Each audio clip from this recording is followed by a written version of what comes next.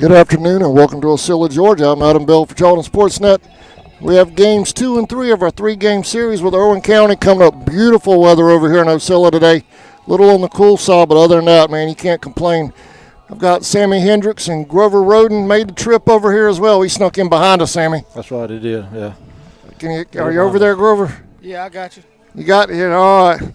Grover snuck in. He played that incognito. We like Smokey and the Bandit. We cleared him out, and he came on through. I had to go through Willacoochee. I needed somebody helping me out there. Yeah, we had his front door. Big game coming up. Indians have already won game 1 of this 3-game series with Irwin back at home, 4-0 the other night.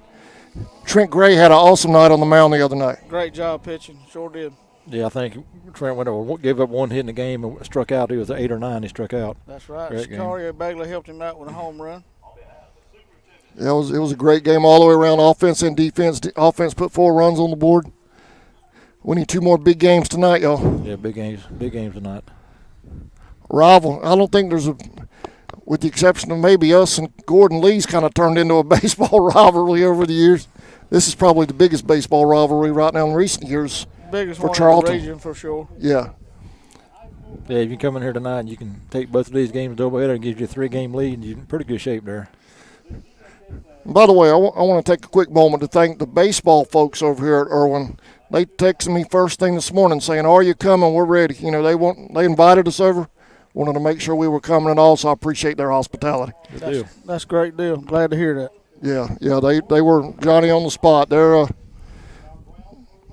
They're thankful for us over here, so we appreciate that. It was nice to see some positive. That's right. That's a good deal for sure.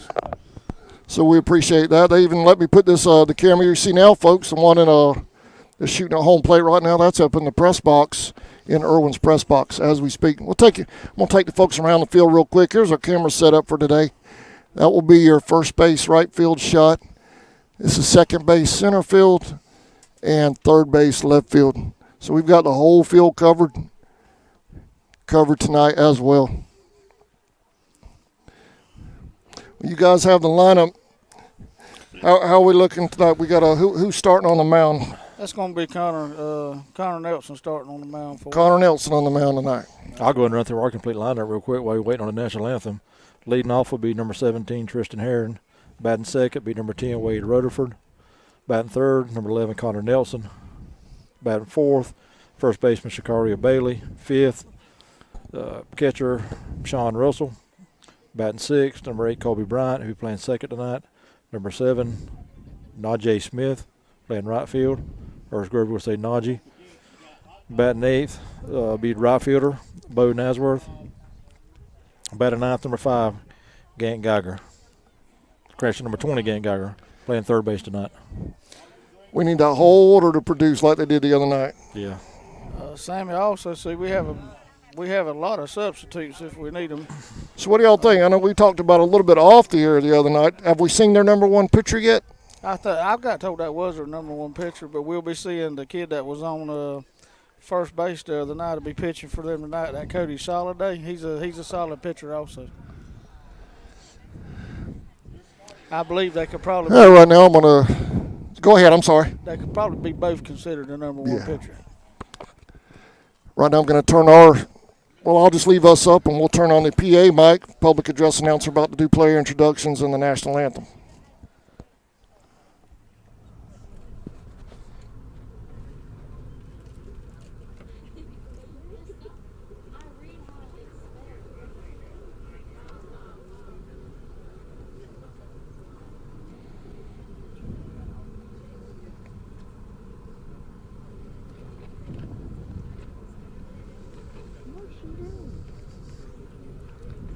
So far. Well, I thought they were. Yeah, I'm not sure what the holdup is right now. Umpires over there at the dugout discussing something. I'm not sure what they got going on. That may be the issue while they're waiting. We've only got one blue here right now. Well, he spoke. I heard somebody speak 2 minutes way in. He said the other one was on his way, but he had to work a little late. So hopefully he'll get here before we get started. Looks like he's checking out something to do with the outfield fence. Yeah, there was a lot of discussion about the right field line down there in the home team dugout. I don't know exactly what that discussion was. But they was talking about something to do with the way the way the railing sticks out there. Yeah, well, Clinton Colby, when they was in high school, we was in 2AA, so that's the first time I've been here. But down their right field line, they actually have another field set into the That is right-hand new side. over there too, isn't it? It is. They've just done that. I don't think that was here last year.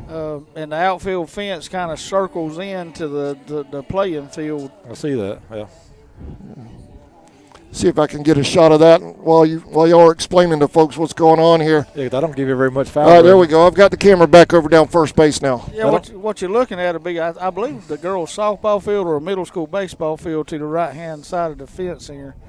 And that's the outfield fence that's circling kind of into the playing field, which they also have a light pole in the playing field also. Yeah, you got about foul territory. You got about 40, 50 feet right there. You ain't got much foul territory on. Yeah, there's not a lot of room where that light pole is, and that center field fence from the other field comes into this field. That's right. It's pretty tight. It's a little different what a normal field would be. And other than that, the field looks pretty good shape. I mean, it ain't Charlton County Indian field, but it looks. No, field looks good. As much rain as they had in this area the last couple of weeks, it must hold water. Shed it real good because they got it in good shape over here in Irwin for sure. We all wait on things to settle down, waiting on the second blue and so forth. I'm going to take a quick break, thank our sponsors. Couldn't do all of this without all of them, so we appreciate them. We're going to take a break. We'll be right back. You're watching Indians baseball, game 2 of 3 coming up. Whatever your view on the world's current happenings, there's no denying germs are everywhere. Whether it's coronavirus, the flu, a common cold, or just a stomach virus, contagious sickness is all around, and they each pose a certain risk to both our health and our livelihood. Why not take a safe and affordable step to help reduce those risks? If you want to help protect the spaces you enjoy and the people that enjoy them with you, or if you simply need an extra hand with cleaning, call Rogers Reflections today at 912-496-3343, and don't forget to like us on Facebook. Allen Aldridge Insurance, located in Kingsland, Georgia, is proud to serve the communities of Charlton and Camden counties, offering life, home, car, and business insurance. See Andy Gowan today for your insurance needs. Phone 912-729-7600 for more information. Protecting you is what we do. Gowan Aldridge Insurance is a proud sponsor of the Charlton Sports Network.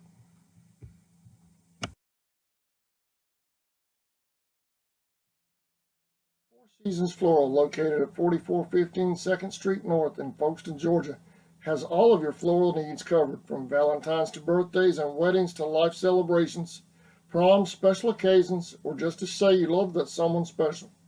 We deliver as well. Call 912-496-7043 and we'll assist you with any floral need at Four Seasons Floral.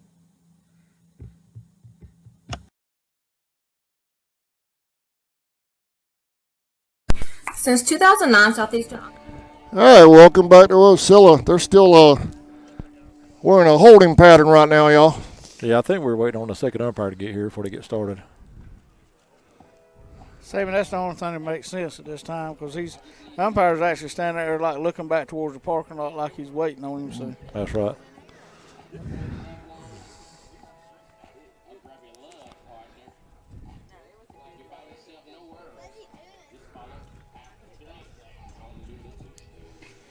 Well, coming up, we'll go ahead and, I know, doing a coaches show, tell you all schedule for next week.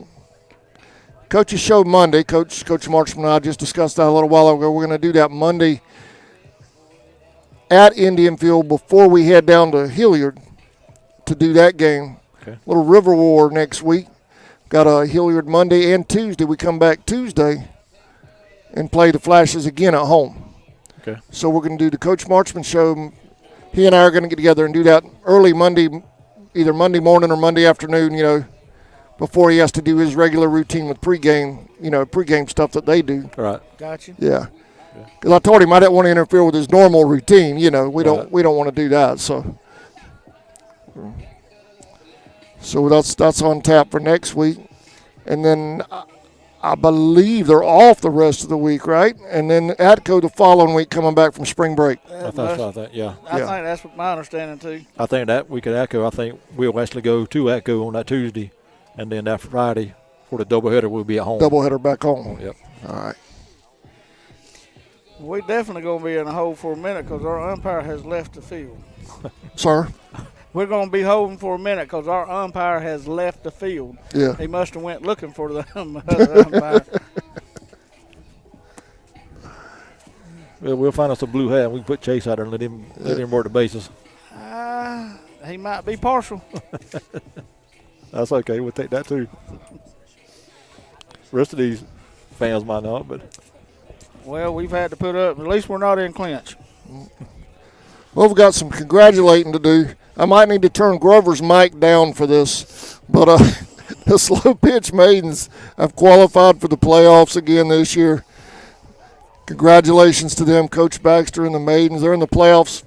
They've been in it every year they've done the slow pitch. Come a long ways from the first game, and also the middle school maidens, or whatever they're called, the girls. Fast pitch middle school. Yeah, fast pitch middle school the other night. We covered them last night, which was a loss, but I think, talking from the fans, that was the most runs they have scored combined with the rest of the games. So is it? They made a huge improvement. Also, they've got a long ways to go, but they put 11 on the board last night, and we're in it. If they had just caught a couple of fly balls there late in the game, that's right. They were in it. I mean, they're just young and they're learning, but they're getting better every day. They're getting better every time. So that's good that they scored the most all season. Maybe they were motivated with the cameras. Huh? Maybe so. I don't know who the young lady was that sang the national anthem last night over there at Maidenfield. Well, she did a fantastic job on that thing. Yeah, I got there after the game started, so I didn't even hear the national anthem. You know me, with my hearing, I couldn't hear who they said it was, and I was out in center field doing the game. But whoever the young lady was did a fantastic job on it. I tell you, Sammy, they've got woods right behind their outfield fence, and they got fans that can park out there and tailgate, sit on their tailgates and stuff. That ain't a bad deal. That's a shaded spot. And I was fixing to say we got some snipers out there behind the outfield fence out there. Now I've been here and streamed before, and the downside of streaming from this side is when that sun starts to go down, it is right in the cameras. It comes right at us. So I might be leaning hard on that home plate camera tonight as that sun starts to drop. Yeah, it's gonna be right in the face of the cameras you have set up here with us. So. But just to get back to our varsity maidens real quick, they will play in Dublin the 14th and 15th for the area championship. That will be a double elimination tournament with the top teams in the area. Right. A double elimination tournament. And then from what Coach was telling me yesterday, he believes the top two out of that tournament will advance to state and play in Woodstock. Well, that's great. So they always do a good job. Yeah, the maidens are always, especially the last 10 years, I believe they've been in the playoffs. And ever since the GHSA went with slow pitch, they've made the playoffs every year and been to Woodstock twice. I thought it was kind of interesting that, after I got looking at some of the schedules, I'm assuming it's going to be for travel reasons.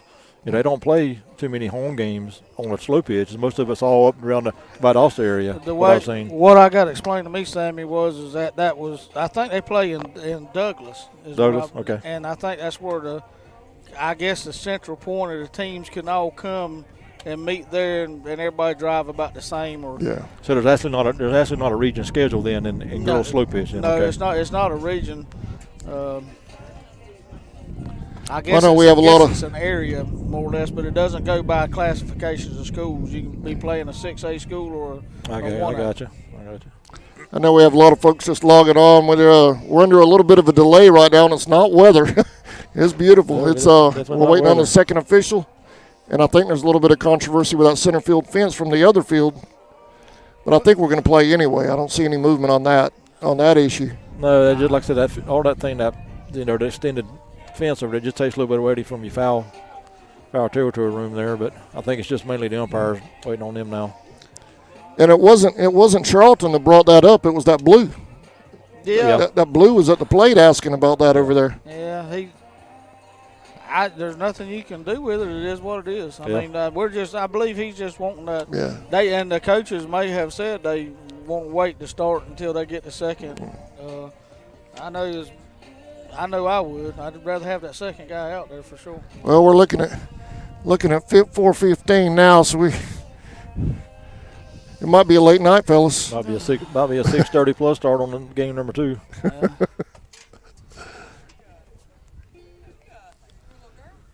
We've got Lanier at Turner tonight. Clinch is at, where were they at? They're at Brooks. No, they went to Brooks Tuesday, so they have Brooks at home. PA announcer just announced that umpire will be here within 5 to 10 minutes. Are we there about to do player introductions? No, he just announced that the umpire will be here in 5 to 10 minutes. That's what we're waiting on. Oh, okay. Good deal. Good deal. Irwin is at Eccles, so they'll probably sweep that, I would imagine. Although I know Irwin's not at Eccles. The Lanier. Atco. Atco. And Clinch is at Brooks. I think Clinch has done a lot of improving since the beginning of the year, Sammy. Yeah, I think they on a pretty low win streak going on right now. Yeah. They won. I know the last 3 series. I know they've swept. I'm pretty sure they swept the last 2 series they played in. Yeah.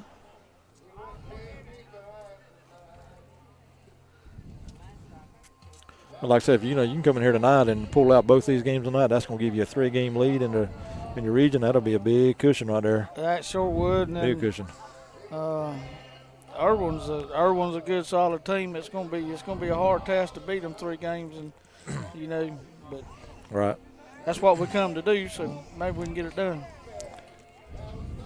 Well, y'all, we'll take one more break then while we're waiting on that, and we'll be right back. As always, we're very grateful to all of our sponsors. We appreciate all y'all do for CSN and for the youth of our community. And on that, we'll be right back.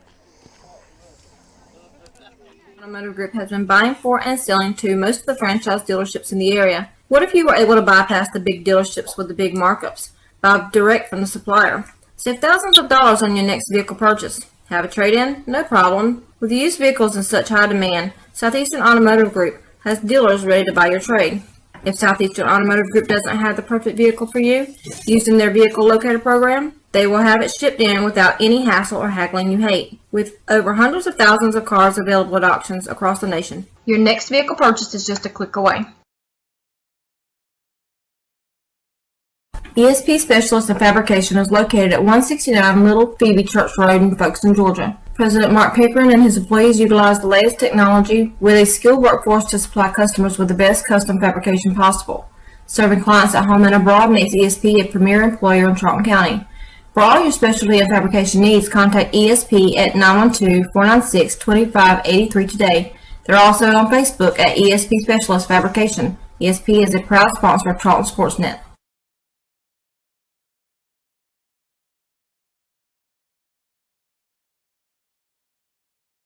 Why buy from the new Walker Jones Used Car Mega Center? We'll treat you like good friends and neighbors should. That's the Walker Jones way. Plus, a lot of our employees here at Walker Jones have been working 10, 20, even 30 years serving our community. And we'll always get you the best price possible. At Walker Jones Mega Center, we have all makes and models. Walker Jones Used Car Mega Center on Memorial Drive in Waycross and online at walkerjones.com.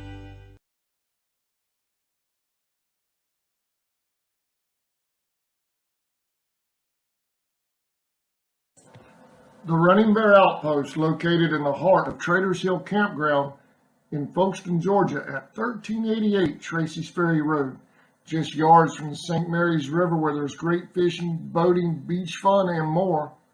We have all of your camping needs from ice and snow cones to bull peanuts, drinks, snacks, and so much more. Charcoal, Coleman fuel, and camping supplies. Come and join the river or camp with us under these peaceful, majestic oaks for just $20 a night, full hookup for RVs and campers, or $10 a night for tent camping. We look forward to seeing you in the Running Bear Outpost. Come out and relax a spell.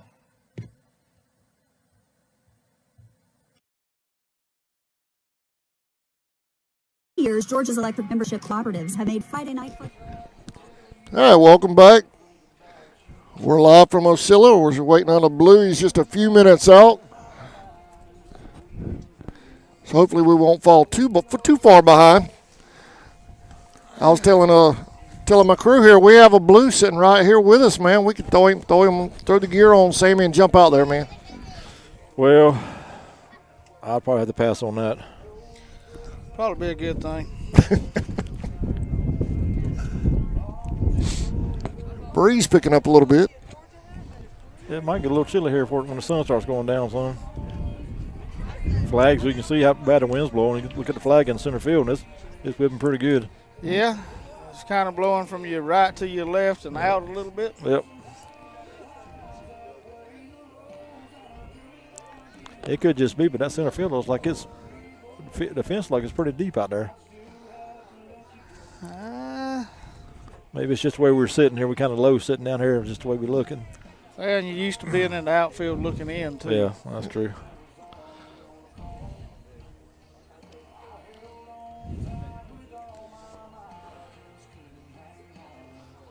I tell you, Sammy, back to Irwin.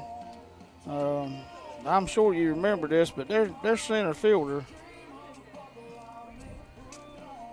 last week at our place.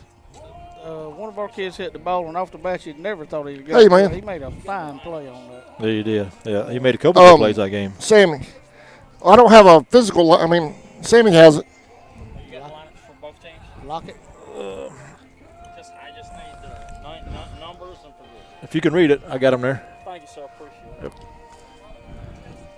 But yeah, center fielder made a couple good plays that game. He made it. He saved a couple hits. The first one he done like a Superman dive, stretched out and caught it. He made a very athletic kid, and I'd hate to give the wrong kid credit, but the center field tonight said number 11, Ross. I think it's the same guy. And I'm almost sure that's the same kid they had the other night. He was, and about every outfielder they had a gun cannon coming to the infield. So. Oh yeah, yep.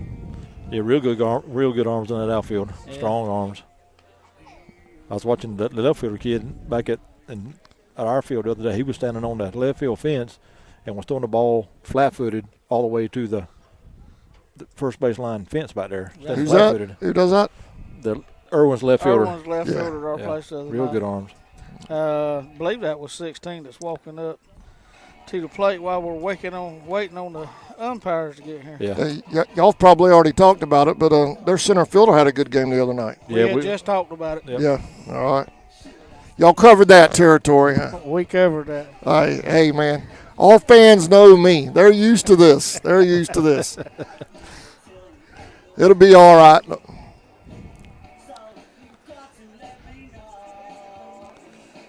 And their pitcher, Sammy, done an excellent job Tuesday night at our place, too. He did. I mean, he wound up walking a few to cost him a couple of runs, but we got a couple of timely hits. But he did pitch good. I think he wound up with four either 5 strikeouts for the game. Yeah. He had a good game. So you read everything?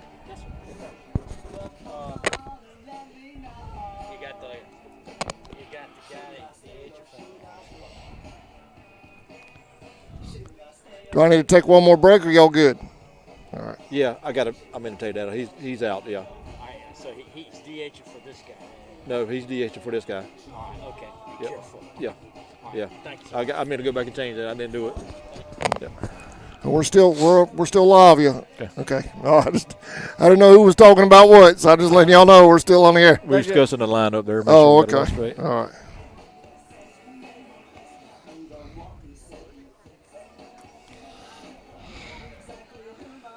I'm ready to play some ball, y'all.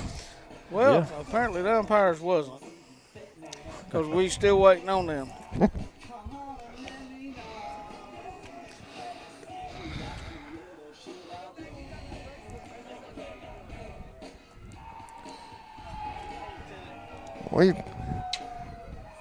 Nothing. Never mind.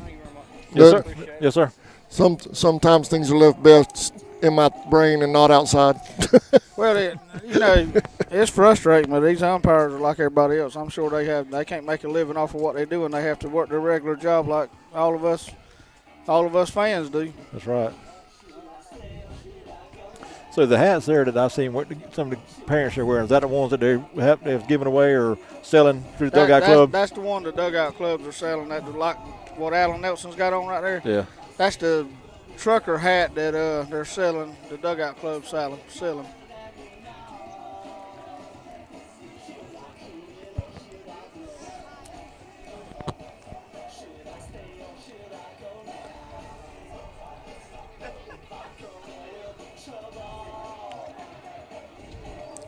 Well, I jumped on Max Preps real quick to find out what the region schedule was for tonight. And every time I click it, it says there's no Class A region baseball games for fall 2021. But I'm sitting here looking at. somebody need to do some updates. I think they're having a glitch over there at Max Preps tonight. But anyway, as far as region record goes, right now, obviously from the win the other night, we're at the top, 12-1. Irwin 11-2. Lanier trailing us at 8-5. Atco at 8-5. Eccles at 6-7. Clinch at 6-7. They've made a surge. They're at Brooks. They're hosting Brooks tonight. So I imagine they're going to come out of the weekend with at least 9 wins. Yeah, if they're hosting, they should get all 3 of them. It's tough to beat Clinch at Clinch. Yeah. And then you've got rounding out the bottom is Brooks and Turner.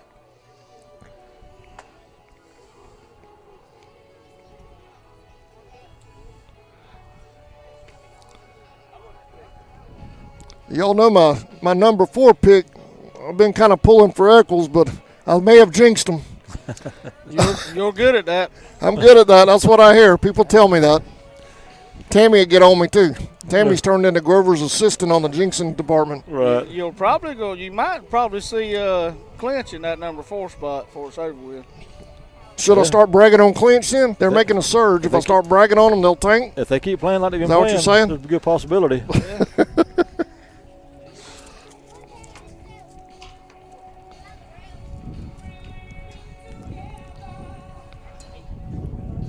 Well, Eccles, I don't think they're going to beat Irwin.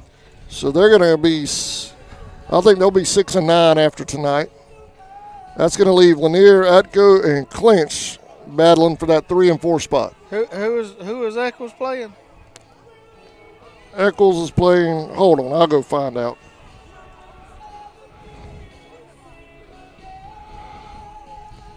They're at Atco. They might could. Eccles was an improved team. Yeah. The kid they had pitch at our place the first game. Is that right, Sammy? Yeah. Yep. He was not a bad pitcher whatsoever. Right. And I'm sure Eccles is at Atco, so that's doable. They probably improved throughout the year like everybody else.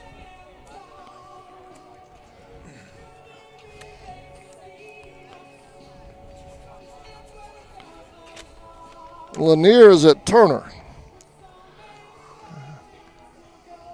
That's tough. I think Lanier sweeps that one. Yeah, not saying anything bad about Turner, but Lanier's got a good chance of getting both them games tonight. Yeah, Lanier sweeps that one because Turner's 0-13 there.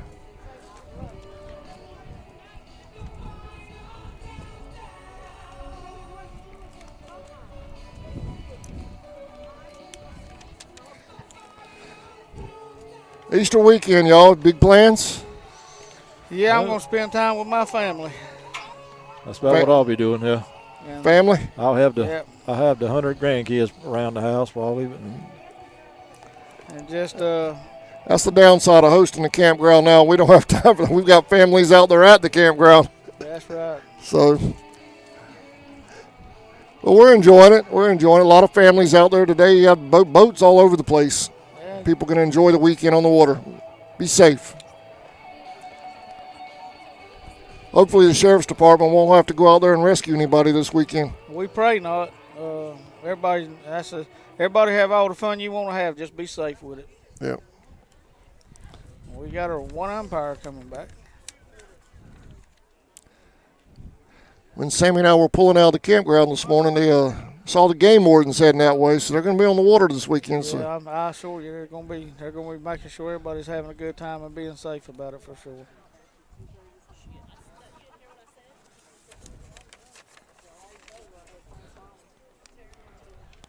Well, one official is taking the field. Yeah, that's the same one that's been here, so I'm not sure what's going on. We got, I see number 2. Number 2 is on his way, fans. He's, as you can tell, we got some fans that's been waiting on him. Yeah.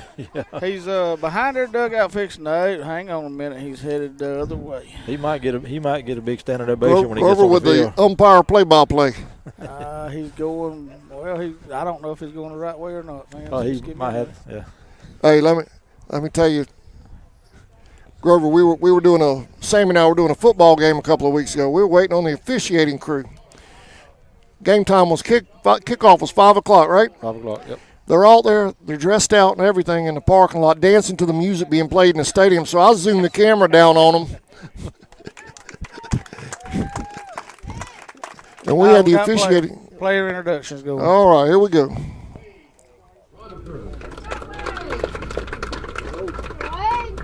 Batting third, the pitcher, number 11, Connor Nelson. Batting fourth, the first baseman, number 16, Shakiro Bailey. Batting fifth, the catcher, number 9, John Russell. Go, John. Batting sixth, the second baseman, number 8, Kobe Bryant. Way to go, Kobe! Batting seventh, the right fielder, number 6, Najee Smith. Najee! Batting eighth, the left fielder, number 15, Ben Nasworth. Bo! Ben Nasworth. Bo Nasworth! Number 20, the third baseman, Gant Geiser. You're white Miss Farrell.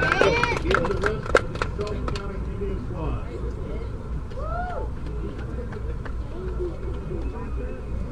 If you have a question, just ask. Your starting lineup for your Irwin County Indians. Batting first, your second baseman, number 15, Mason Snyder. Batting second, your right fielder, number 12, Gabriel Binyard. Batting third, your pitcher, number 10, Bryce Limit. Batting fourth, your first baseman, number 4, Cody Soliday. Batting fifth, the DH, number 5, Hunter Tyson. Your catcher, number 14, Judge Royal. Batting sixth, your shortstop, number 9, Colton Sylvester. Batting seventh, the third baseman, number 13, Seth Fields. Batting eighth, your left fielder, number 16, Garland Binyard. Batting ninth, the center fielder, number 11, Evan Ross.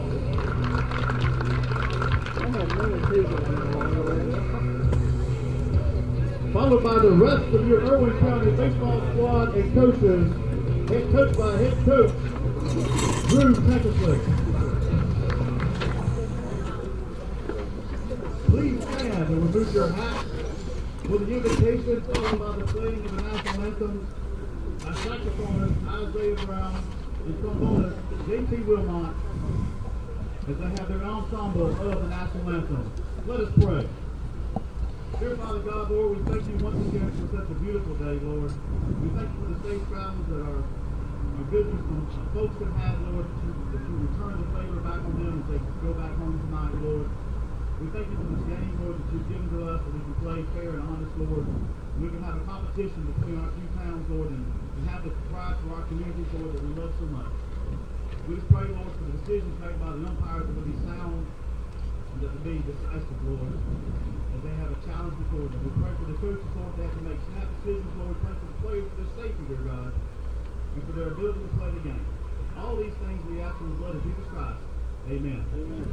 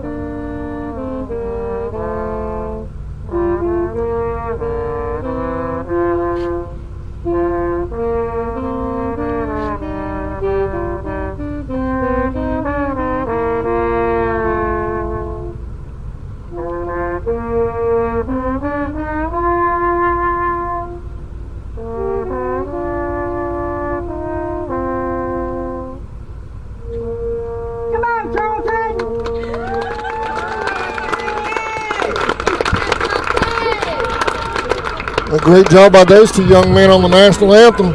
We're going to take a quick break. First pitch coming up. Game 2 of our 3-game series with the Irwin County Indians. Right after this.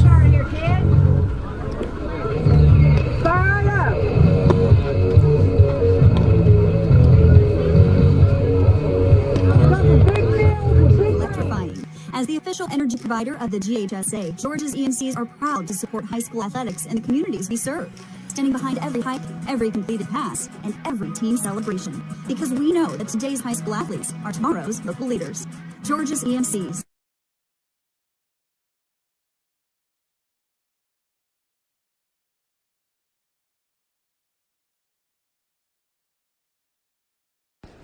Okefenokee Sportsman is locally owned by Fred and Rawling Coley, who have loyally served the people of Folkestone, Georgia, and surrounding counties for 17 years. Hunting and fishing supplies, as well as live bait, are our specialties. Join us on Saturday, October the 10th from 11 a.m. to 2 p.m. to mix and mingle with vendors from the hunting industry and enjoy live music from Matt Knowles. Local, loyal, and laid back, Okefenokee Sportsman. Whatever your view on the world's current happenings, there's no denying germs are everywhere. Whether it's coronavirus, the flu, a common cold, or just a stomach virus, contagious sickness is all around, and they each pose a certain risk to both our health and our livelihood. All right, welcome back. Get my usual disclaimer in. Any music you hear over our mics is not owned. We do not claim any rights to any music you hear. It's all third-party music played by the press box, and if you hear anything over our mics that you don't approve of, it's not my fault either. We're out in the open. Enjoy the webcast. Leading off for the Indians, number 17, Tristan Heron.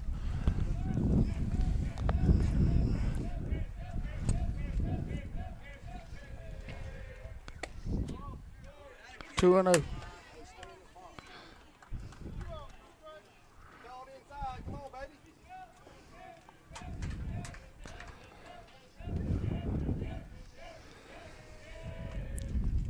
Inside, hit by a pitch. Herring's going to head to first. Hey, good lead start. off batter. Good start for the on the Indians, bag. lead off home.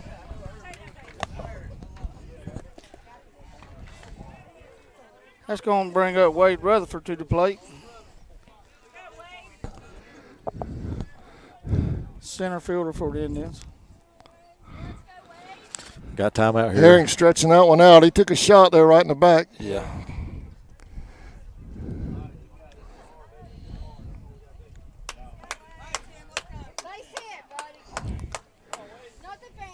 Wade at the plate.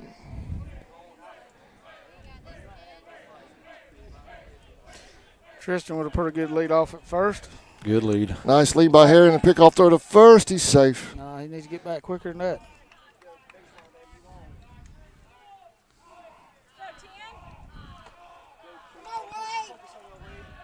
He's breaking. Herring's for second. going. There's the throw down to second. Safe at second. Safe at second. Ball one to Wade. 1-0. Good throw by the catcher. 1-0. Tristan just a little bit quicker. Catcher's going out to have a talk. They're probably going to discuss the lead he was getting at our place the other night. He's probably right, yeah. Yeah, our runners get a really good lead all first, but when they get down to second base, they get really, really good leads. Yeah, they're not scared of it. They've been taught that.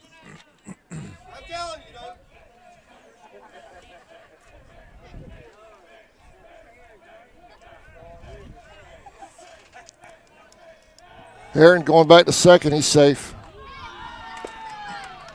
To the dismay of the crowd, I believe. Yeah.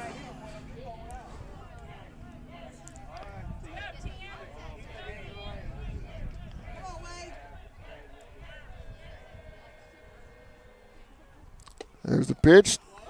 Called strike, 1-1.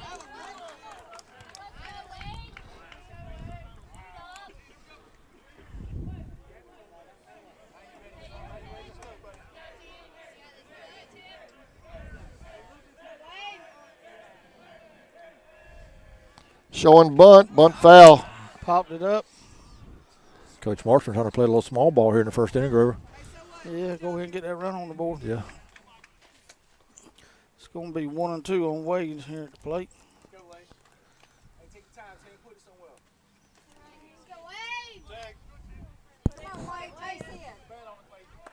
Absolutely zero respect from the left fielder, center fielder out there playing way shallow. Yeah. There's the 1-2 pitch on Roduffer. Outside. Passed ball. He's headed to third. Bounce right back to the catcher. Tristan's going to be safe at third. Throw was a little safe off at third.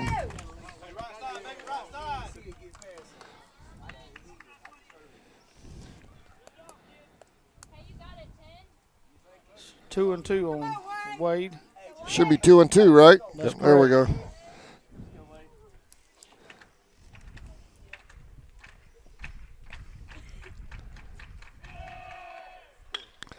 It's hit right up the middle. Throw to first. Got him at first. Indians will They get him at first, but as you saw, Herring scored. Indians up 1-0. One out. It's going to bring Connor Nelson to the plate, number 11. Connor will be pitching for us tonight.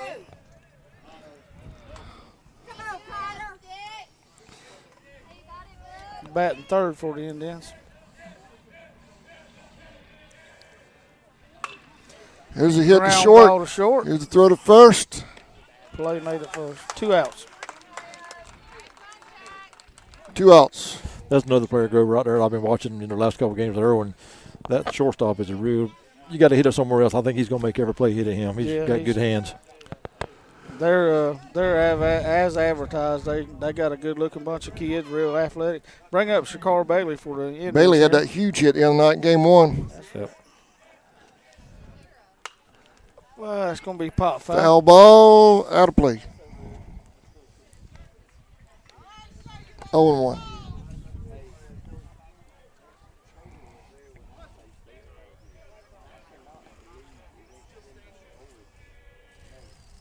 Down low. 1-1. 1-1.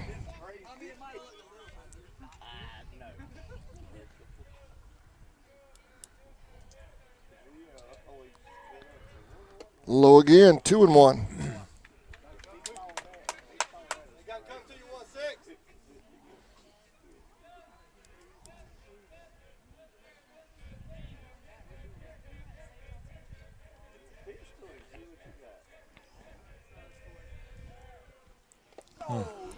Reached for it a little bit, 2-2.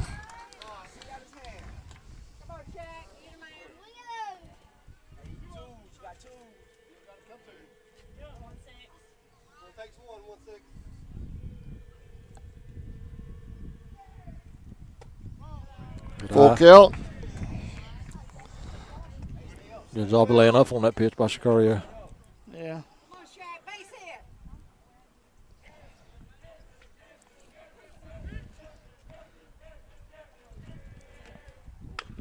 Foul ball. Bailey's battling.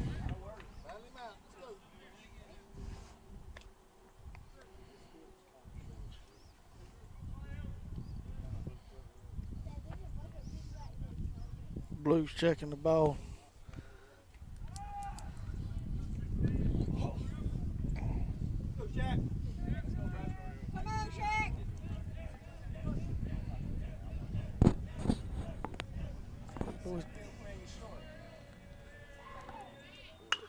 Foul ball right into Irwin's dugout.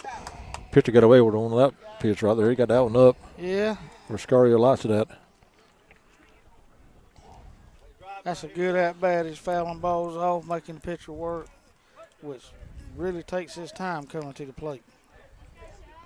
Yeah, he's not one of them get the ball and touch it and throw.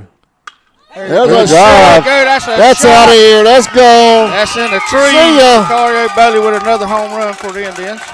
Indians up Gonna touch him off. 2-0 when he crosses the plate.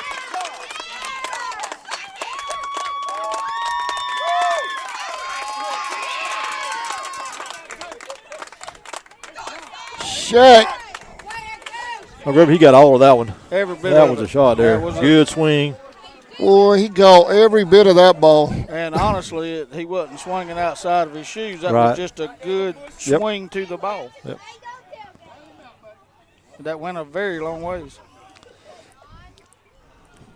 One of them snipers can go find that ball in the woods out there. They got it in the outfield. It's going to bring up Sean Russell to the plate, number 9 for the Indians, playing catcher for us tonight.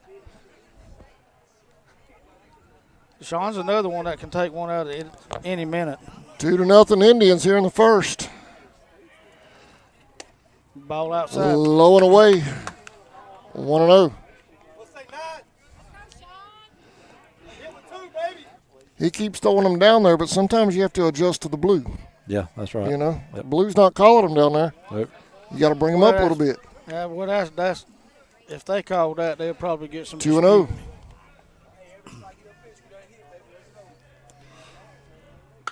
There's another one. Another shot. That's in the gap. That's going to be in the gap. Going to get down.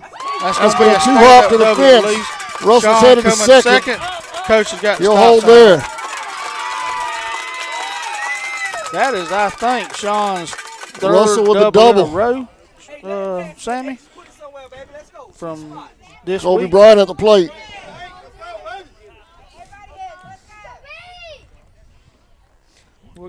It We're is. gonna get number 1 Trent in. Gray will come in to run for. He's 4 out of his That's last Trent 4. Gray. He's 4 out of his last 4 at bats. He's got 3 doubles now and a single. That's right. What's that, Sammy? I think I walked on you. Talking about Sean Russell, he's 4 out of his last 4 with 3 doubles and a single. Wow. Going to bring up Kobe Bryant for the Indians. Kobe playing second base for us tonight. Bryant at the plate.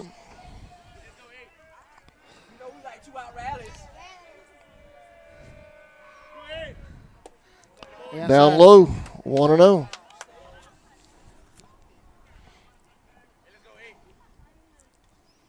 Najee Smith will be on deck, number 6 for the Indians.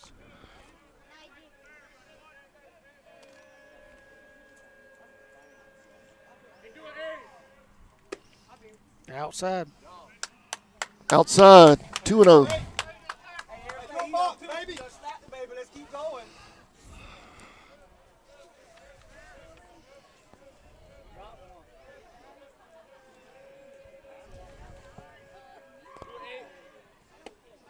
Swing and a miss. 2-1 on Bryant.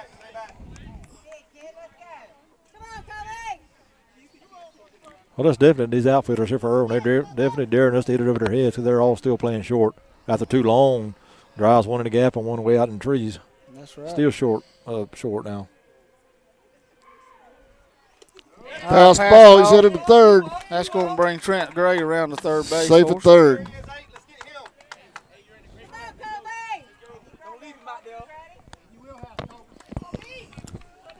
Hey, it's going to be 3-1 on Kobe. 3-1 on Bryant.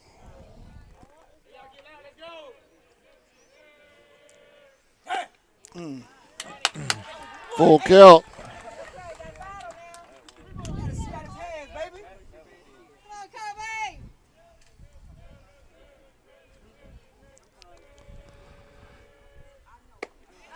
Swing and a miss. Going to bring the inning to an end. Swing and a miss for out number 3, but not before we jump out to a 2-0 lead. Bottom of the first coming up. We'll be right back.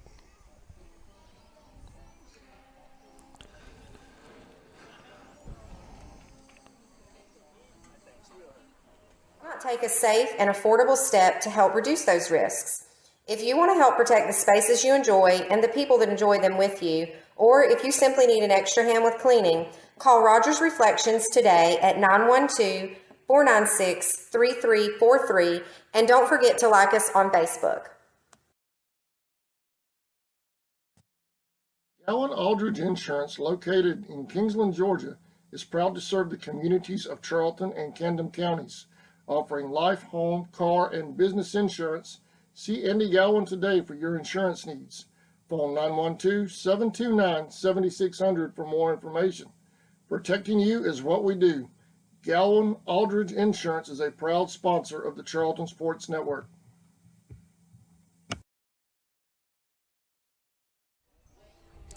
All right, welcome back to Osceola. Charlton Indians lead 2-0. Great first inning for the Indians. 2 runs on 2 hits and a long home run by Shakaria Bailey. We're going to have Connor Nelson pitching for us tonight.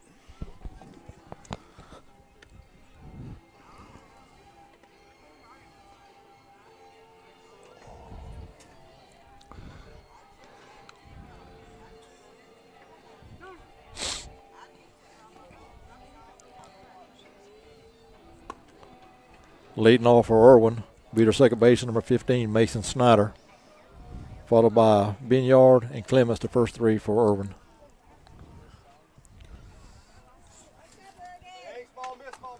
Bottom of the first, if you just tuned in, we had a long delay waiting on the second umpire to arrive to start the game.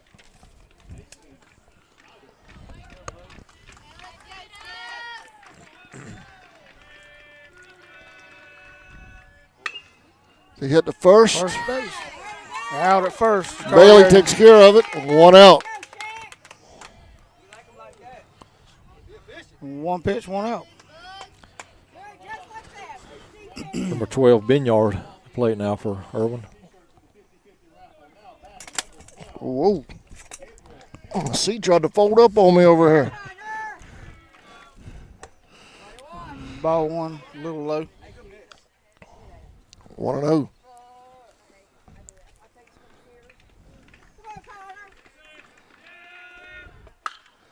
Hit the short. Hit the shortstop. Threw it to first. Bailey had to get off the bag to get it. He got the ball stopped. Going to be safe at first. Hey, good save, Shaq. Come on, 1-7. Great save, Shaq. Safe at first. Good save, Shaq. And then he's got a chance for a double play here, Sammy. Yeah, got the lefty coming up. This will be number 10. This will be their pitcher, I was going Bruce to tell you, Clemens. Sammy, I'll let you call their Irwin batters up because I don't know these guys, and you have the roster right there. Oh, he got him leaning. Safe Yeah, over he at first did. on the pickoff move. A little bit of throw, might have had him right there. Yeah, he got back.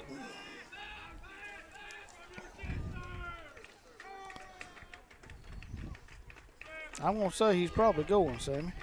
He looked like he was. Look, He's he's going again. again. Oh, that was He got him. Got him. Carter Nelson with a pickoff move. Gets him over at first. Out number 2, Sammy. He was leaning on both of 2 them. outs. Yeah, both pitches he was leaning. They was sending him all the way right there. Way to recognize it with that first throw over.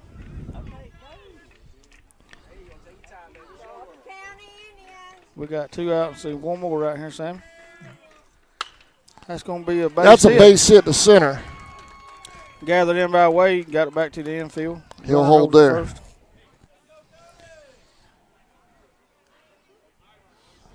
Yep. Well, Connor was quick with that move over there to first, wasn't he? He was a good move. Real good move. This will bring up number 4, the first baseman, Cody Soliday for Irwin. That was I believe, the pitcher from our first game the other day.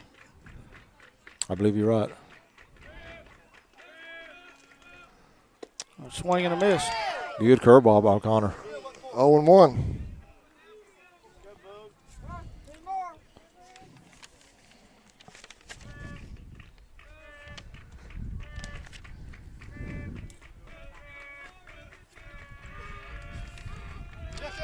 Runner's going, fly ball to right. Makes a grab out there. That was run down for by the third out. Najee Smith. Najee run that down. Made a good play on the ball. Right, you can see the speed of Najee right there running that thing down. You know, though, I want to bring it up real quick before we go to a break. We were talking about that center field fence over there. That was almost an issue on that play.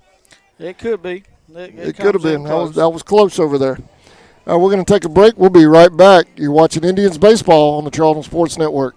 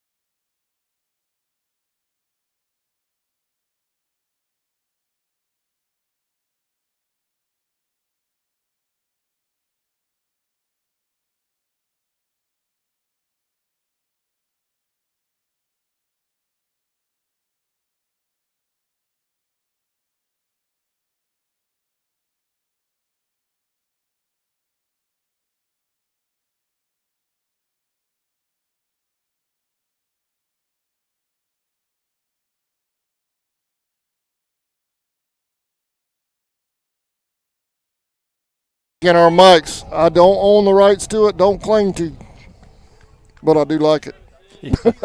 Yeah. That's music from my day. That's better than Willie be careful, Grover, be careful. Low and away. Low and inside, rather. 1-0.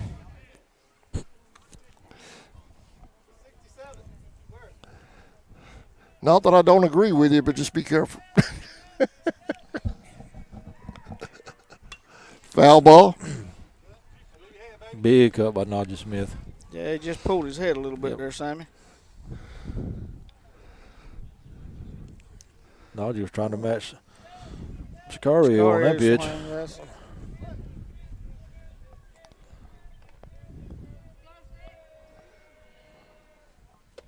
Inside. Called strike 1 and 2. Corner, I guess. That's 1 and 2 on Najee.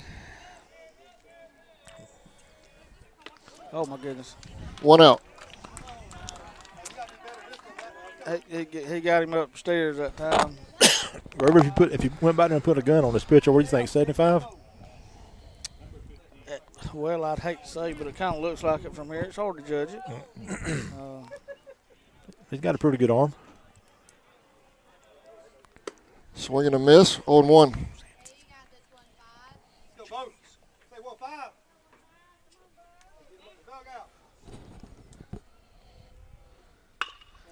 Get back to second. Here's the throw to first. Out at first. 2 outs.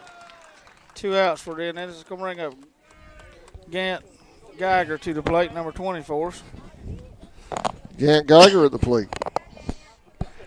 Gant playing third base this game. Gant's been having some big games offensively lately, too. Yeah. Gant has had some big games defensively for us also, playing third. That's going to be out of play. 0-1. Tristan Herron on deck for the Indians. You know, the Indians travel pretty good today, Sammy. They do. A lot of fans here. A lot of fans. Probably half and half. Yep.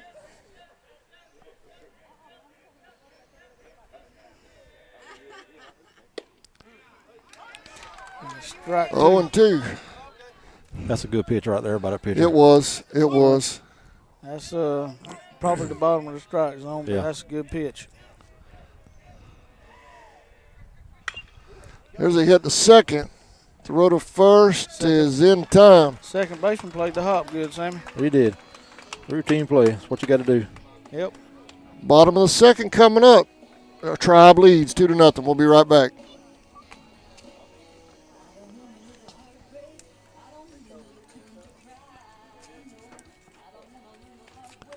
Eastern Automotive Group has been buying for and selling to most of the franchise dealerships in the area. What if you were able to bypass the big dealerships with the big markups? Buy direct from the supplier. Save thousands of dollars on your next vehicle purchase. Have a trade-in? No problem. With used vehicles in such high demand, Southeastern Automotive Group has dealers ready to buy your trade. If Southeastern Automotive Group doesn't have the perfect vehicle for you, using their vehicle locator program, they will have it shipped in without any hassle or haggling you hate. With over hundreds of thousands of cars available at auctions across the nation, your next vehicle purchase is just a click away. ESP Specialist. Welcome back to Osceola. 2-0. Indians lead. Sammy, I don't know if you've noticed, Connor's wearing a piece over his nose. I don't know what he was doing. It was during practice, but he got hit with a ball, fractured one of his bones there in his face, and he's having to wear that protective guard over his nose to make sure it doesn't injure it. So that's something that just happened recently, because that's the first time I think I've seen it. I did notice it, first time I've seen it on him this year. That's been about 2 weeks ago, but you haven't seen it on him because he's been behind the plate catching. Yep, that makes sense there.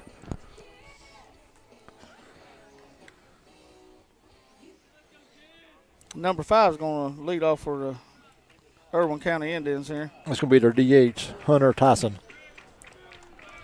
Looks like he hit one of the ways, too. Yeah, he's a big kid. Nelson's first pitch, a little low, 1-0.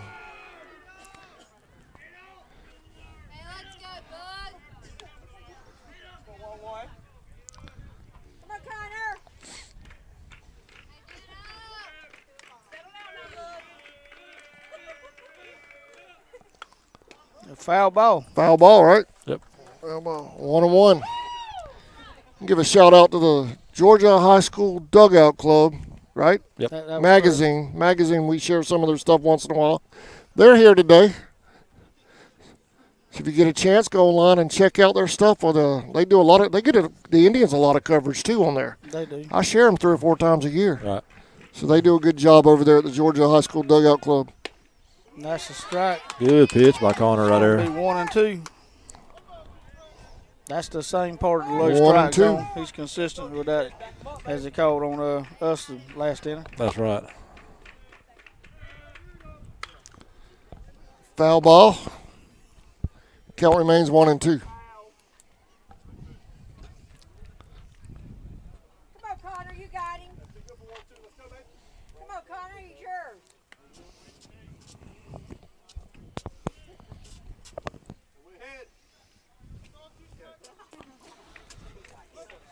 Center field and right field kind of got a bad shade a little bit down toward left field. Foul ball. Just got a piece of that one, barely. I believe that was off speed right there. Still 1 and 2.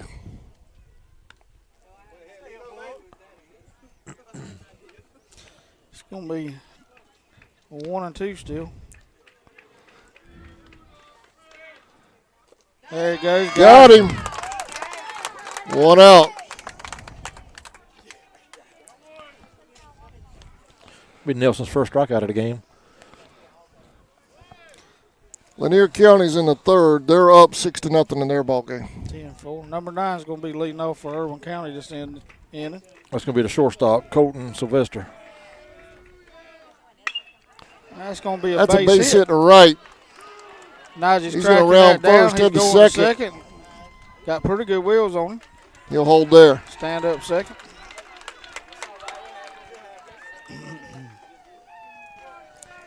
Sometimes that's all it takes, Sam. Just That's a little it. blooper over their head. Yep. Najee had them kind of played over toward center field a little bit too, so you had the big holder here down the right field line.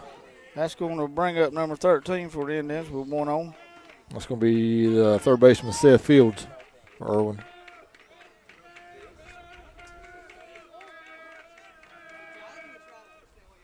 That's Fly ball to right. That's caught. No tag. 2 outs.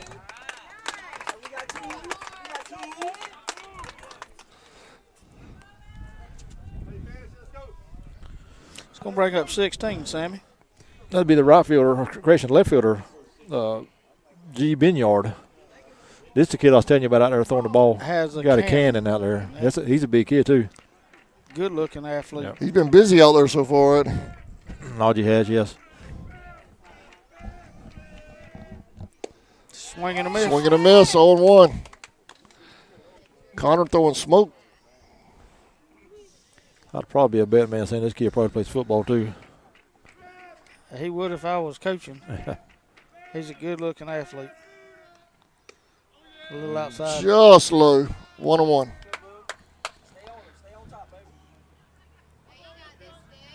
Blues been consistent with that pitch. Yeah. Down there. And consistent with the low strike. Yeah. That's right. That's going Foul ball. Count remains 1-2. I mean, it is 1-2 rather. Go, Carter. Sit him down, buddy.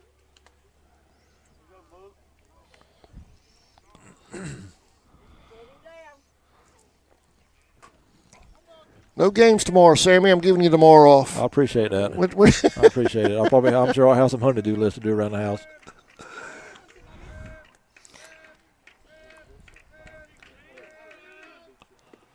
Down low, 2-2. Your wife, if she's listening, she can work on that honeydew list for you tomorrow. That's right. I'm sure I will be. He's been plumbing for 2 days now. 2-2. 2 outs for the Indians. That's a Got it swinging.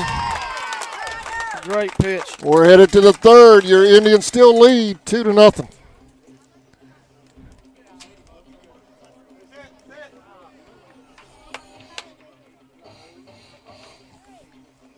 Fabrication is located at 169 Little Phoebe Church Road in Folkestone, Georgia. President Mark Pickering and his employees utilize the latest technology with a skilled workforce to supply customers with the best custom fabrication possible. Serving clients at home and abroad makes ESP a premier employer in Charlton County.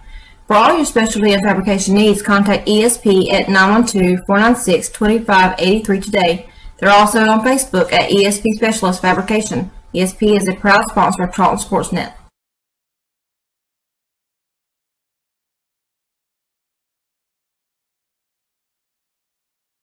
Why buy from the new Walker Jones Used Car Mega Center? We'll treat you like good friends and neighbors should. That's the Walker Jones way. Plus, a lot of our employees here at Walker Jones have been working 10, 20, even 30 years serving our community. And we'll always get you the best price possible. At Walker Jones Mega Center, we have all makes and models. Walker Jones Used Car Mega Center on Memorial Drive in Waycross and online at walkerjones.com.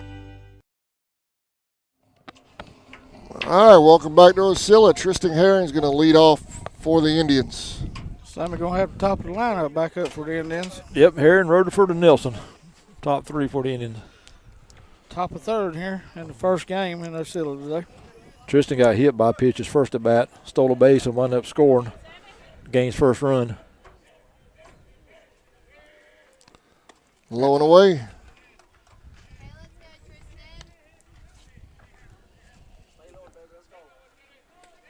One and 0.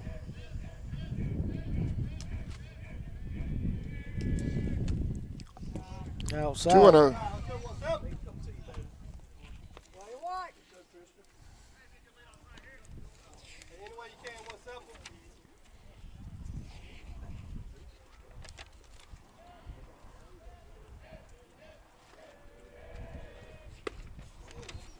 Cold strike.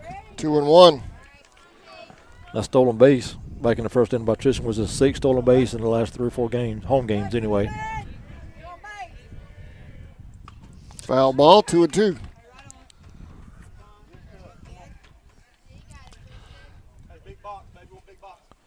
Just what you want out of a leadoff hitter. Get on base and use them wheels. Make something happen.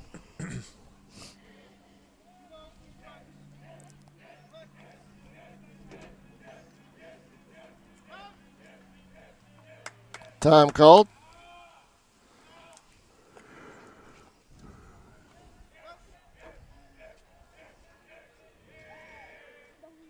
Swing and a miss, 1 out. It's going back up Wade Rutherford, number 10 center fielder for the Indians. Rutherford at the plate. Followed by Connor Nelson. Wade grounded out to the shortstop his first at bat. If you hit it closer to the shortstop, you're going to probably have a ground out. Yes. That's going to be Fly out of play. ball, Nope. foul, out of play. That foul ball went in the right curve on the fence over there.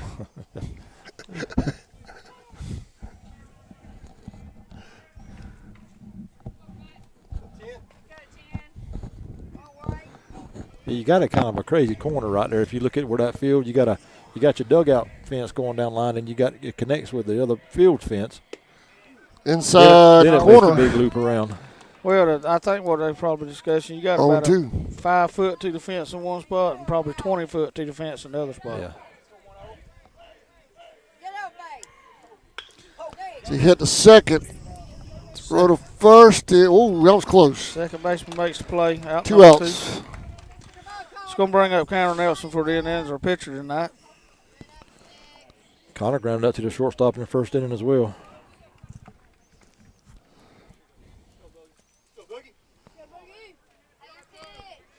Sicario. Connor hit that duck home run earlier this year, and then that one where he ducked. Yeah. That's right. Yeah. I'm not going to let you live that down. I didn't have my glasses to flip down. I lost that in the sky. As they hit the third. Third base makes the play. Throw to third. first. 3 outs. It's going to bring up the bottom of the third inning for the Indians. Bottom of the third coming up. We'll be right back. Indians lead.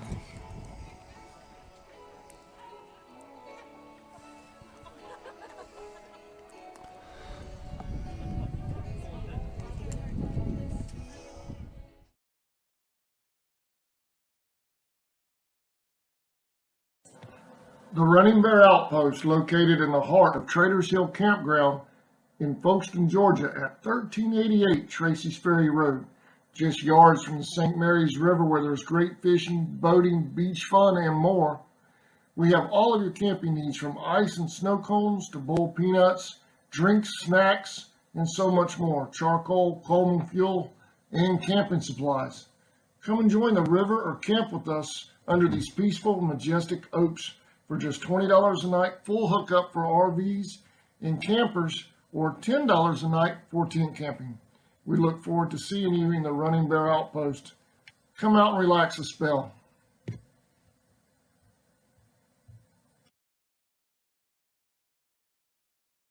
Years, Georgia's electric membership cooperatives have made Friday night football.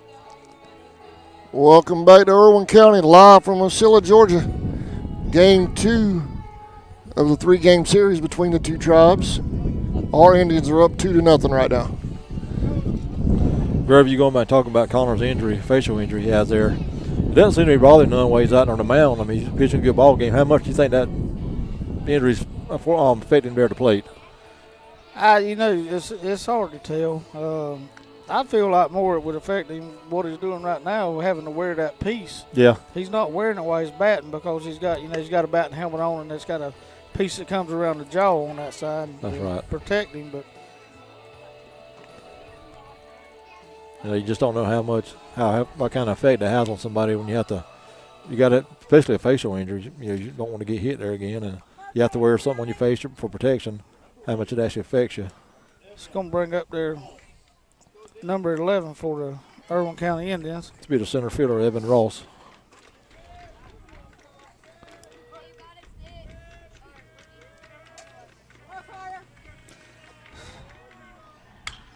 It's going to be Hit the ground third. out again. Throw to first. 1 out for the Indians. 1 out. Brings up number 15 for Irwin. Mason Snyder. He grounded back out to the first baseman his first at bat.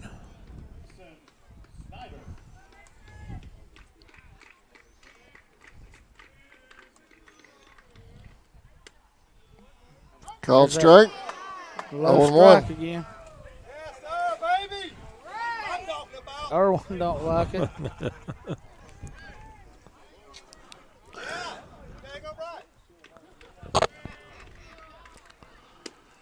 Called strike. 0-2. The local faithful aren't happy about the. No, they're not. 0-2. But they can't say it's our blue. That's they right. cannot say it.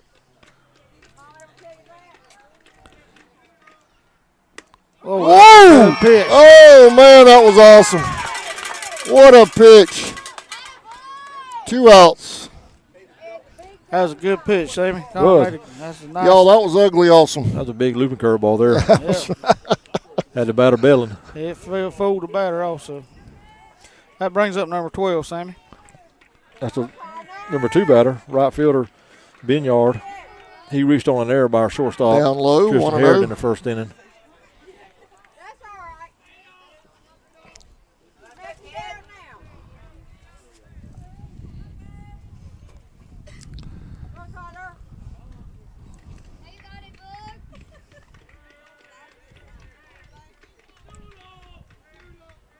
A little high. I'm going to sue the 2 Binyards that are playing right field and left field. They're brothers. This brother's not quite as big as the one playing left field. Still a nice looking athlete. Yes, he is.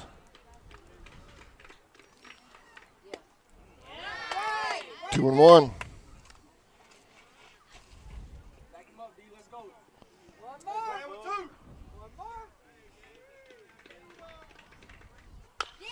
Hit to third. Geiger with the play. Good play at third. Throws him out. Got him. Third out. Got good backup tonight on defense, Sam. That's right. Good, solid defense. We're headed to the fourth. Your Indians lead. How about that breaking ball on that second batter, man? That thing was ugly. Great pitch. That was a beautiful pitch right there. Coach. Irwin County coach out there talking to the blue. He's probably saying he wants that low strike zone as well. He's getting it, Sammy. Yeah. They can fuss about it if they want to.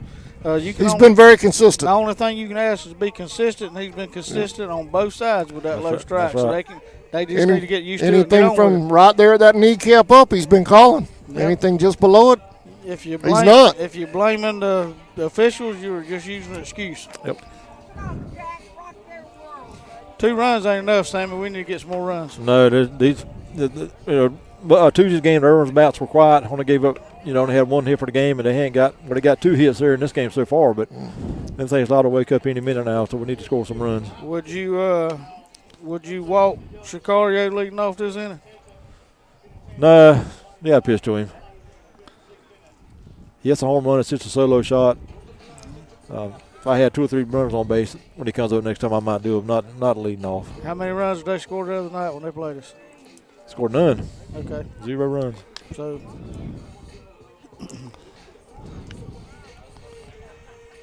he may not get one about Bell High though. No. Well, Bailey's getting set to lead things off for us. I've noticed something else too. It's been several years since I've been out and umpired. Has the number of warm-up pitches between innings changed from? Is it went down to 5? Is that what it is now? That's normally what they do is 5, and it depends on what umpire it is. Really, some of them will let them have more, and some of them want you to start right now. Yeah, I know it was 7, 8, or 9 back when I called a lot, but low. Down low, 1-0. Scario hit a long home run, right center field last at bat, out there in Sniperville. Called strike. Wow. 1-1. Payback call there. There wasn't nothing to pay back.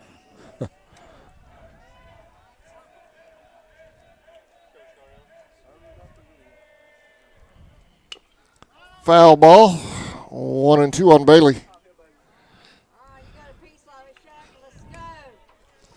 Number 9, Sean Russell on deck for the Indians. And Scario actually had a good at bat before he hit that home run on him.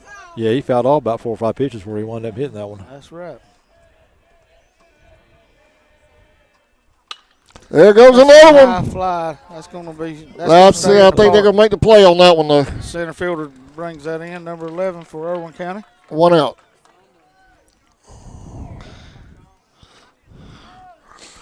Russell at the plate. Scario just missed that one. Yep. Sean Russell doubled his last at bat. Sean came right behind Scario with that big double in the right center field gap. Ball high, 1-0. He's been a double machine the last couple of games for the Yeah, Indians. he sure has.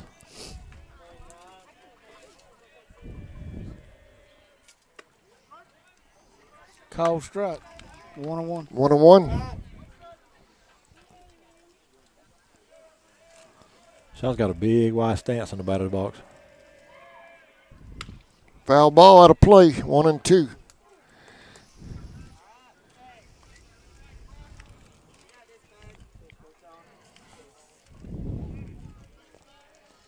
Number 8, Colby Brown on deck for the Indians. Foul ball, that's out of play as well.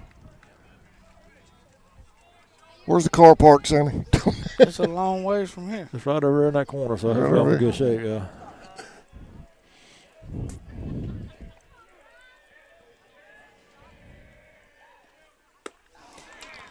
Two outs. Swing and a miss.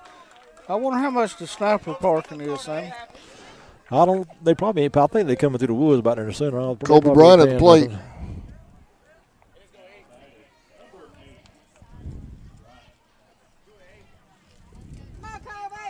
Colby Bryant struck out his last at bat.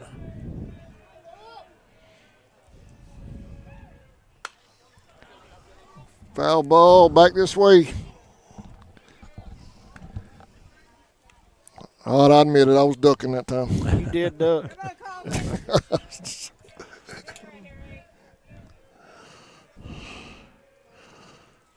Down low, caught Colby on the foot. He'll head to first.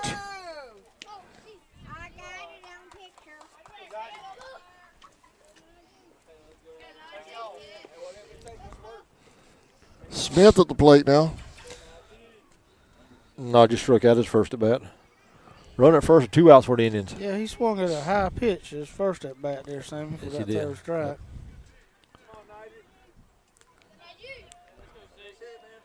Colby, is he still the second leading base stealer? He is. Oh and 1.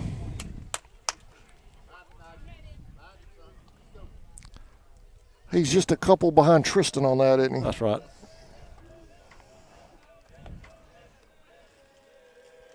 He's back. Pick off throw to first. He's safe.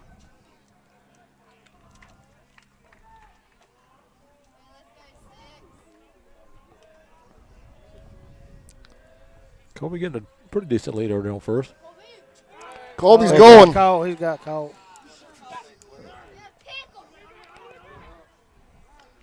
They're going to get him on Colby's the out. top of the head there for the third out. Just got caught leaning in the wrong direction right there.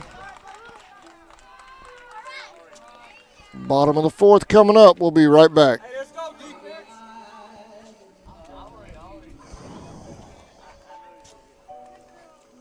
Electrifying. As the official energy provider of the GHSA, Georgia's EMCs are proud to support high school athletics in the communities we serve, standing behind every hike, every completed pass, and every team celebration. Because we know that today's high school athletes are tomorrow's local leaders. Georgia's EMCs.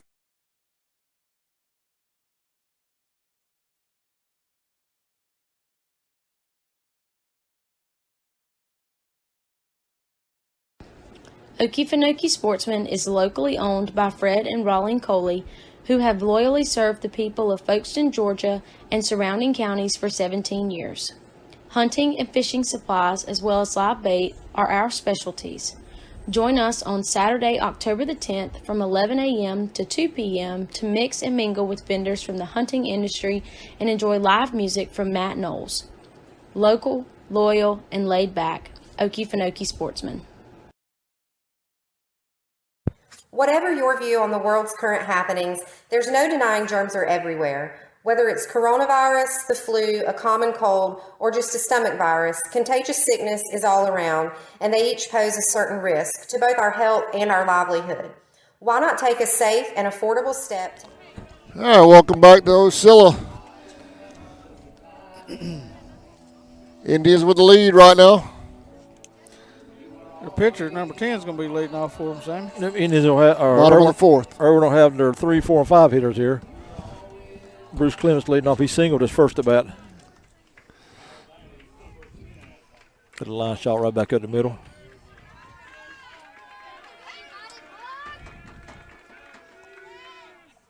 Down low. 1-0.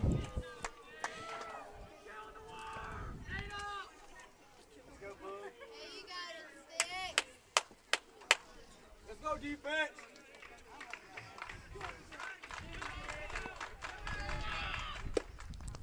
Called strike. 1-1.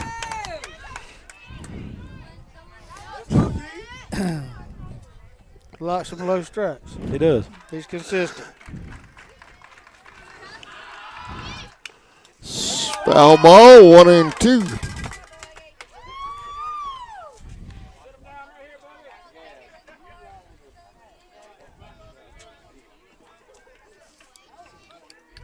Connor Nelson did a good job working down low. Oh, that was ugly. He managed to foul it off. He had to go get it, though, didn't he? That was a good job him fouling it off, though. Yeah. Count remains 1-2.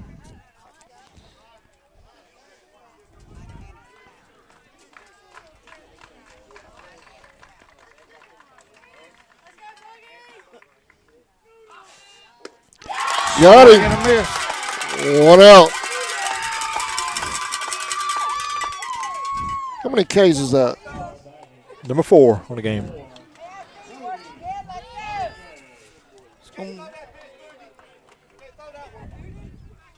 That's going to bring up the first baseman, Cody Soliday. Cody flew out to right field as the first at bat. That's a base hit. Singled into left field, and then get it back in. He's going to be held up at first. Going to bring up the DH, first. Sammy. Hunter Tyson, he struck out his first at bat. He looks like he could hit one a long ways if he could next. He sure does.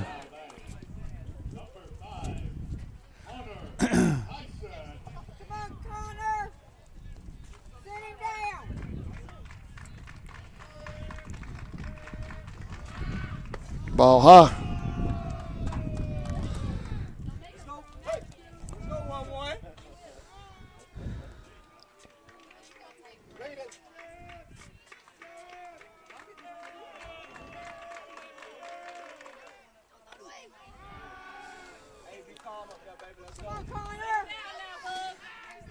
Throw to first. Runner was back safe. Soliday's getting a pretty good lead at first over there.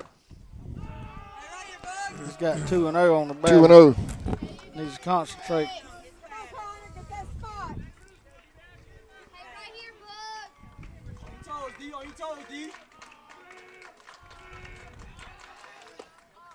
Called strike. 2-1. Huge secondary at first base. He sure is.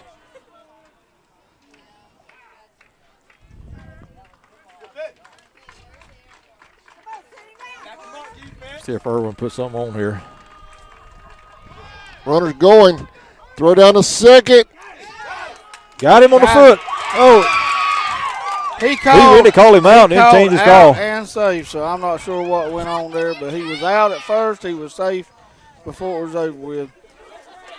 It'd be a strike on the batter. Going to bring his count to 2-2. 2-2. I don't know what he saw there to change his mind, but he went and called him out and then turned it to save. Looked like Colby tagged him on the back of his foot. Yeah.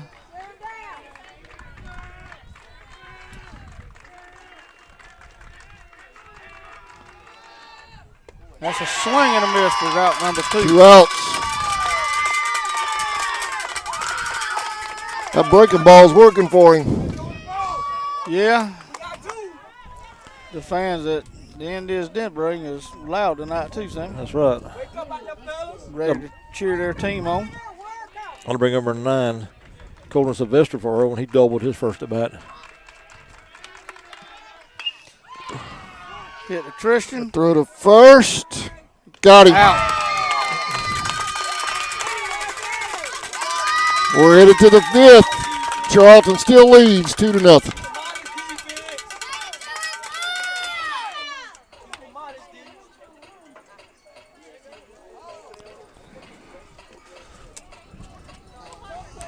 Reduce those risks. If you want to help protect the spaces you enjoy and the people that enjoy them with you, or if you simply need an extra hand with cleaning, call Rogers Reflections today at 912-496-33, and don't forget to like us on Facebook. Allen Aldridge Insurance, located in Kingsland, Georgia, is proud to serve the communities of Charlton and Camden counties, offering life, home, car, and business insurance. See Andy Gowan today for your insurance needs. Phone 912-729-7600 for more information. Protecting you is what we do. Gowan Aldridge Insurance is a proud sponsor of the Charlton Sports Network.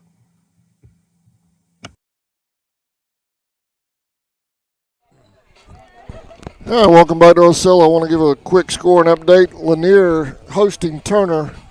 They're in the fifth. Lanier leads 8-0 over there.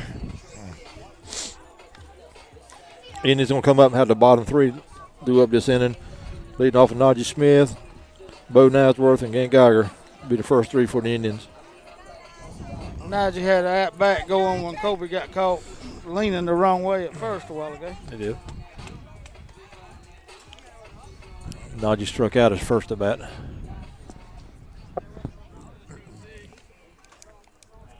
let's be a lead off here, 6. Let's go, baby. 2 runs on 2 hits for the Indians.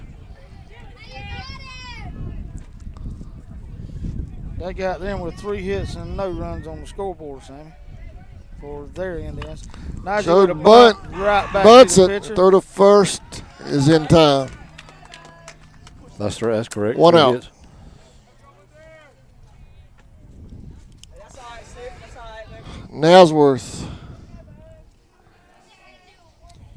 We definitely need to find a way to get him on base more, Sammy. Not a bad idea. No, Trying not to get bad on at there. all. He just 0-1. He gets down the lines either way or one or the other. You probably ain't going to throw he's him out. probably going to run it out.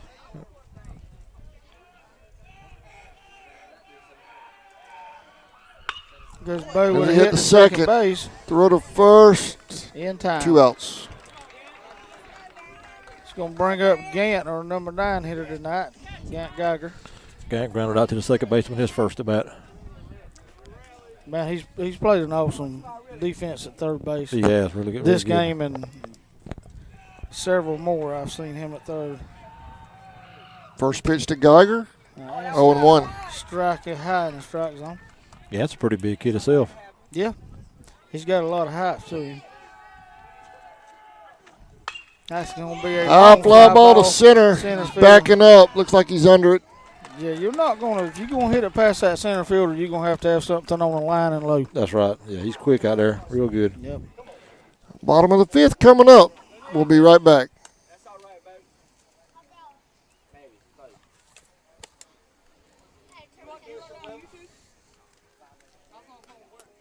Seasons Floral, located at 4415 2nd Street North in Folkestone, Georgia, has all of your floral needs covered, from Valentine's to birthdays and weddings to life celebrations, proms, special occasions, or just to say you love that someone special.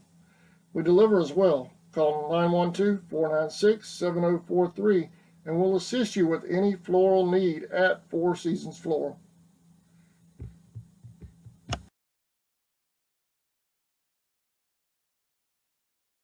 Since 2009, Southeastern Automotive Group has been buying for and selling to most of the franchise dealerships in the area. What if you were able to bypass the big dealerships with the big markups?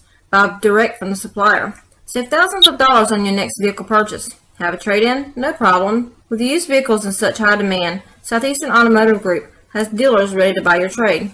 If Southeastern Automotive Group doesn't have the perfect vehicle for you, using their vehicle locator program, they will have it shipped in without any hassle or haggling you hate. With over hundreds of thousands of cars available at auctions across the nation, your next vehicle purchase is just a click away. All right, welcome back. Indians holding on to that 2-0 lead. Bottom of the 5th. Leading off Irwin will be number 13, the third baseman, Seth Fields.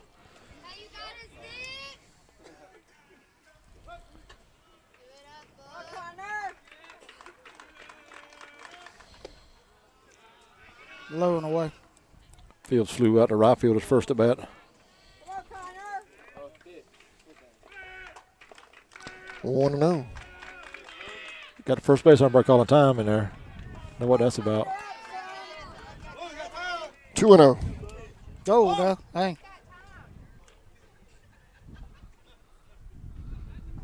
That's going to be 1-0 with no pitch. Was it? First baseman had called times.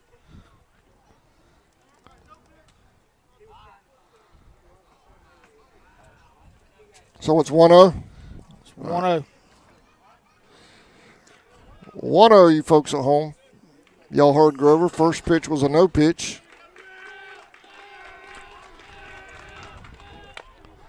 Foul ball, 1-1.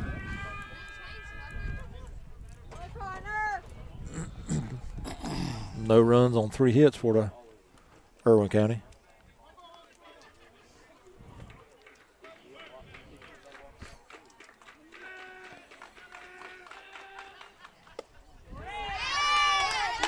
One and two. Man, he loves that low strike zone. He is. I think I have figured out where some of the comments on the internet come from. They have a fan outside himself about that strike zone, but he's consistent with it, and that's all you can ask for. That's right, consistency. That's gonna Foul be a ball foul back ball. at us. It could be in the upper strike zone, the lower strike zone, inside, outside, but it's consistent. Count remains 1 and 2. You can't control it, and the more you fuss about it, the worse it's probably going to get in cases. So number 13's having pretty good at bat fouling balls off here.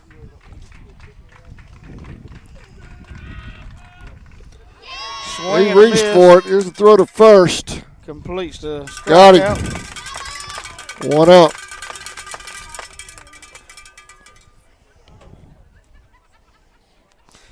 Strikeout number 6 for Connor Nelson. It's going to bring up the left fielder, number 16. Garland Benyard. Garland struck out his first time at bat. Right down the middle. 0-1.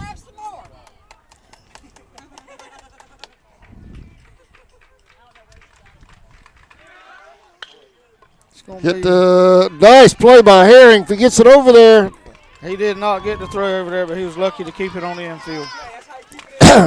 That was a good job by Tristan just to keeping that He ball did. going Keeping that thing in the infield. He made a great job.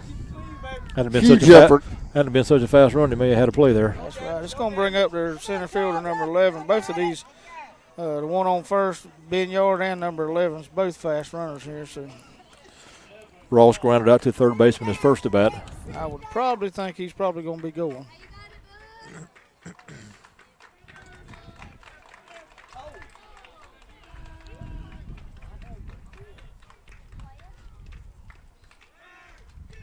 safe at first. Excuse me, y'all.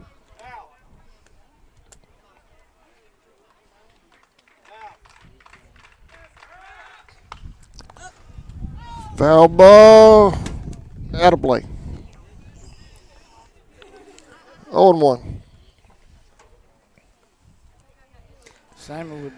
Now, I know one of these kids with the glove back here has got us covered if we get one at us, right? I hope they do. Sure.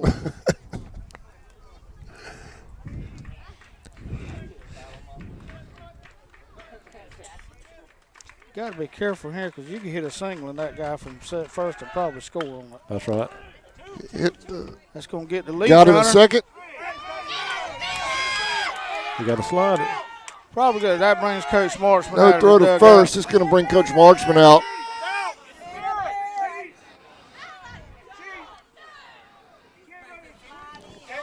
Coach Marchman's going to come out and say that we were interfered with there. Well, Adam, I don't know what your camera shows right here, but we definitely he run into Kobe trying to turn the plate at first there. I guess the umpires explained he should have held his feet different or something. That's what it looks like it's showing to me there. The kid's got a slide going in 30. Can't just run into the base standing up like that. Yeah. Coach pleading his case. Well, he's got to be careful pleading the case. I think the way the home plate umpire walked right after the play was over, if he turn and ask for an appeal on that, he might get a little different outcome. Yeah, he needs. He obviously not going to get what he gets. So, I mean, if he could just turn around and ask the home plate umpire for help on that, would probably be the best thing for him to do there, Yeah, Sammy. I think you're right on that. He's So what we need to do is That's what they're going to do. Yep. He's going to ask him for help there. Coaches talked him into a conference anyway. Let's see how this develops.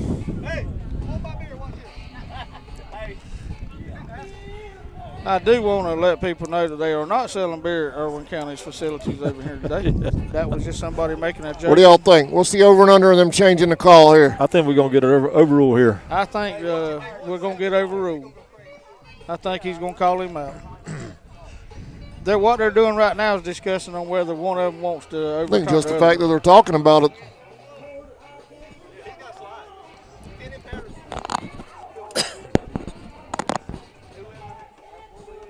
And the final call will be out. And he's out. Too. Oh, we won it. They overturned it. We got a. Wow, nice call there by Coach Marshman. End the inning and definitely get the Irwin crowd into the ball game.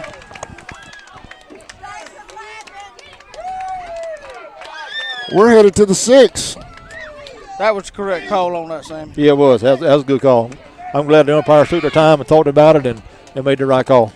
Yeah, coach is going to stop and have a word with the home plate umpire, discussing just probably getting what the ruling was. Yeah.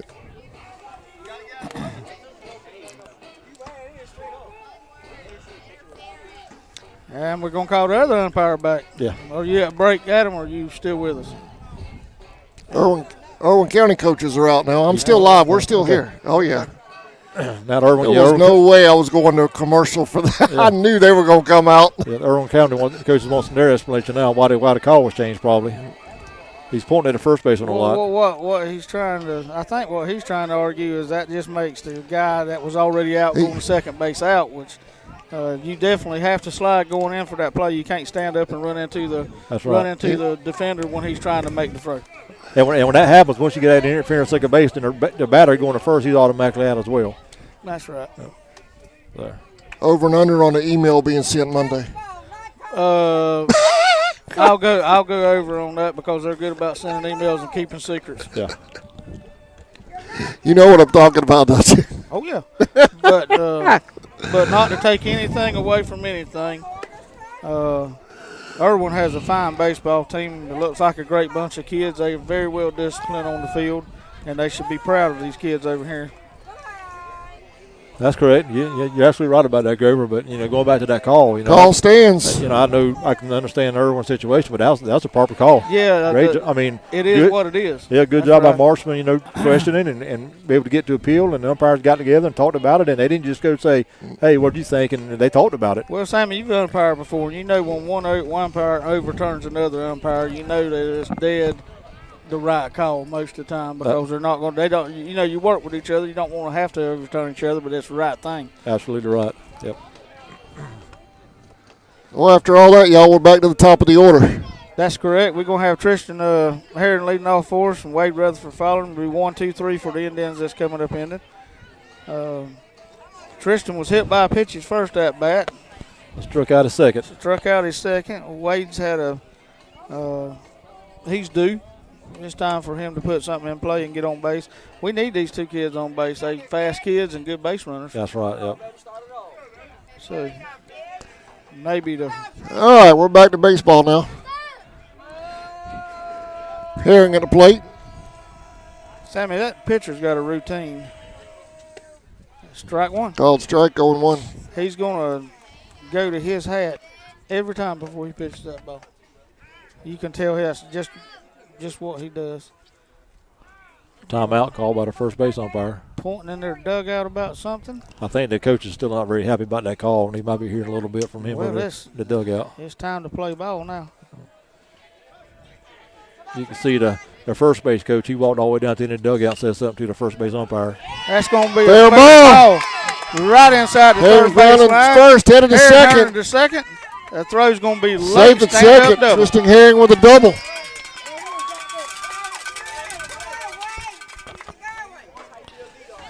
Going to bring up Wade Rutherford to the plate.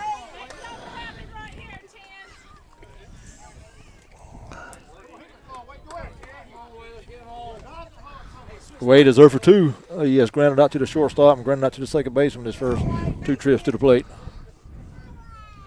And again, They are not selling alcoholic beverages at Irwin County. That was one of our fans making a joke. Hey, go first base, Chris. I ain't seen that in a while. Irwin County appealed first base. Thought Tristan may have missed a bag when he rounded it. Yes, I think it's going to get juvenile now. Yeah. Wade Rutherford up to bat, number 10 center fielder for the Indians. Tristan with the lead off for second. Hey, stay in the game.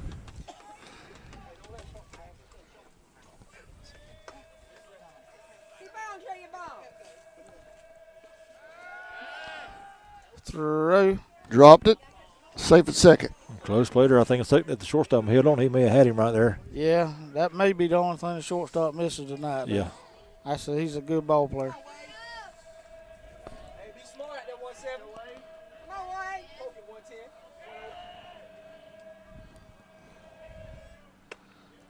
Strike one. Called strike 0-1. Be ready. It's a baseball game, baby.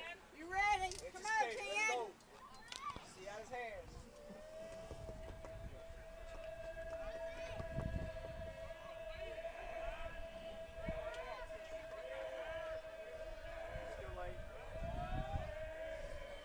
Showed bunt, foul. That went all the way over the backstop. 0-2. 0-2 for Wade. Remember something I've noticed too, you don't see with these kids the very more age coming up. Well, Wade's one of the very few you see anymore not wearing batting gloves. All these kids these days got batting gloves on, and yeah, very rare to see that. Base hit. Be smart at that 1-7. Go, Wade.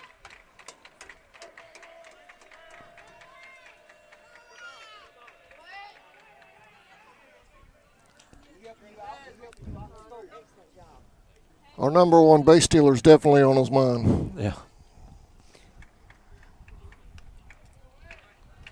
Wade's back in the box here. Time was called by Irwin County's catcher. He There's a got fly hit ball there. to right. That's caught by the second baseman. No tag. 1 out. It's going to bring out Connor Nelson for the Indians to plate. They're number 3 batter. That's a good play by the second baseman there. It was. He ranged. Like I said, Sammy, they got good ball players. Yeah. And Great. from just what you can tell playing the games, they good, respectable kids, and you can tell they work hard. It's going to bring up Nelson to the plate for the Indians. He is 0 for 2. He's ground out to the short and the third baseman. Ball high. Ball high on Connor. 1-0.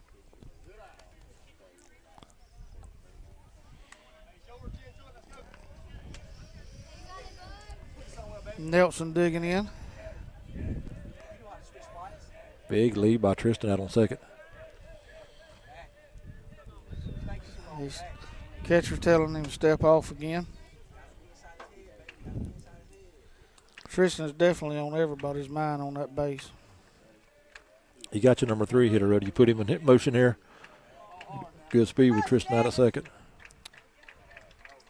I wouldn't, because he gets such a good secondary. If anything's in there, safe at second. He's going to be halfway anyway. Yeah.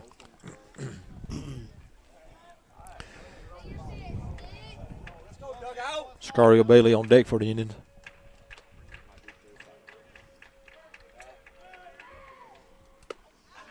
Strike. Called strike 1-1.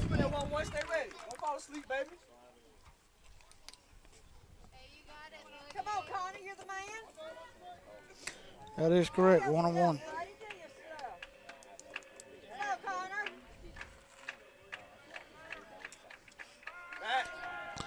Pick off throw to second. Safe. Tristan definitely has his attention. He does. Absolutely.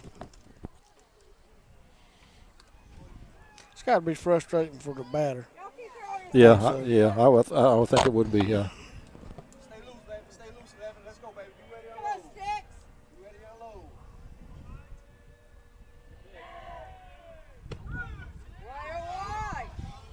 unload? 2-1.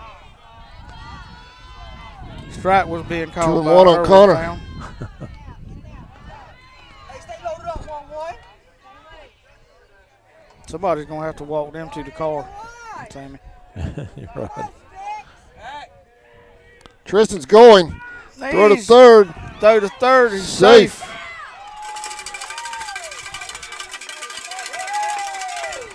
Hey, let's go, Boogie. Hey, stay over there, Boog. Let's go, baby.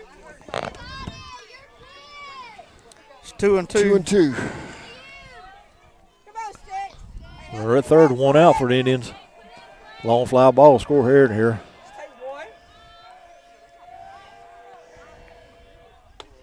That's ball high.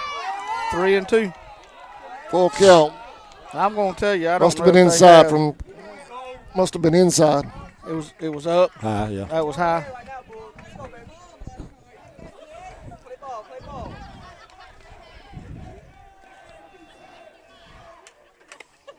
Foul tip. Catcher held on to it for out number 2. 2 outs. Brings up Shakario Bailey to the plate. Scargo 1 out of 2 for the game. He is homered, flew out to center fielder, hit another one, second ball deep. Now, he's already hit 2 big balls. One of them got caught, but one of them went out. You think they'll pitch to him? He's putting him on. I know he's going out and having a conversation. But They're going to talk about it. I'll talk about it, yeah. Their scouting report must not be very well because I pulled that right fielder over towards that line. Yeah, he's playing way over there towards center But field. now he's hit him out, right center, but he's a pull ball hitter most of the time. I don't know what the coach is discussing here other than you think we need to put him on. And but now I'm going to tell you, Sean Russell can be dangerous also. I'd probably pretty much bet that's what the conversation's about, whether they put him on or not. Yeah, but you looking, okay, if he's hit 2 home runs against him, but you're looking at a guy on deck here that's hit 3 or 4 doubles against him also. Right, yep. So, I remember Gordon Lee would put L.J. Talley on a couple of times, and right behind him, Scott Birshaw would hit a home run sometimes. So That's right. You never can tell. They're going to put him They're on. going to walk Bailey. Hey, make that hurt. Runners on the corners. Because I'm going to tell you, I'm not saying he made a bad decision right there, but there's danger in both of them batters. Yeah, you're right. You got probably one of the hottest hitters on the team coming up now. That's right. Now with Russell coming up, what's he done so far tonight? He's doubled and struck out. Let's go, Dugout. Dugout, get low. Let's go, Sean. Just like the outfield, they coming way in now, Grover. Well, I don't know why they would. And I'm going to tell you something, too. If they sleep on Shakario, he'll be standing on second with him right here in a minute. I know we have a man on third, but Shakario's a lot faster than what. Bailey's going. Ball's high. Off, ball's high. Safe at second. Safe at second. Everybody's Indians with Tristan Herring on third, Shakario on second. And we got number 9, or double hitter, Sean Russell up to the plate. He has one down that right field line. He'll run forever. Outside, we definitely need some more runs, Sammy. No, 2 runs isn't good enough. No, it's not for against Irwin County. not against a good one-loss team. That's correct.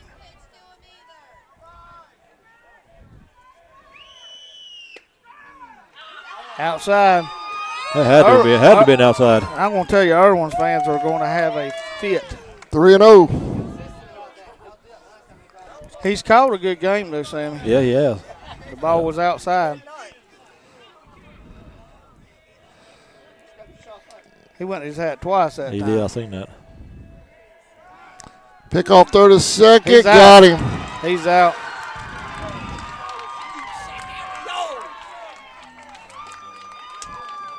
Bottom of the 6th coming up. We'll be right back.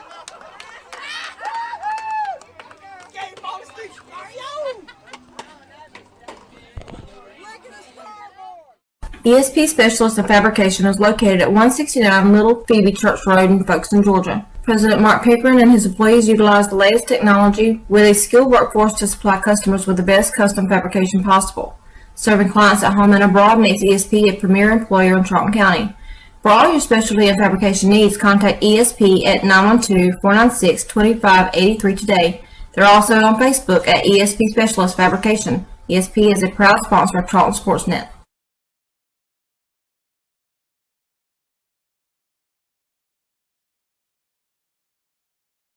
Why buy from the new Walker Jones Used Car Mega Center? We'll treat you like good friends and neighbors should. That's the Walker Jones way. Plus, a lot of our employees here at Walker Jones have been working 10, 20, even 30 years serving our community. And we'll always get you the best price possible. At Walker Jones Mega Center, we have all makes and models. Walker Jones Used Car Mega Center on Memorial Drive in Waycross and online at walkerjones.com.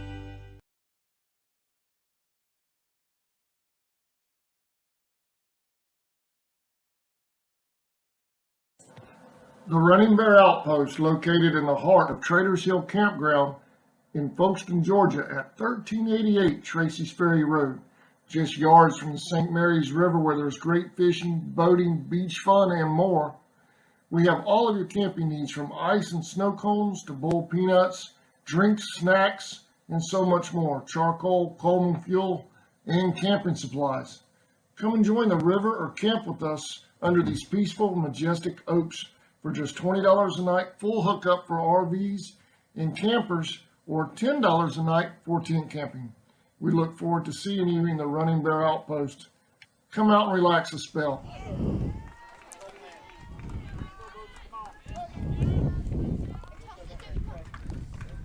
All right, welcome back. Bottom of the sixth. Strike one. Called strike on one. Do up first for the Indians and top of the, or correction, the bottom of the sixth inning. Leadoff hitter Snyder, followed by Binyard and Clements. That's ball. Foul ball. Can't tell where that's at, fellas. 0-2. Let's go. You up 2, baby. Let's go.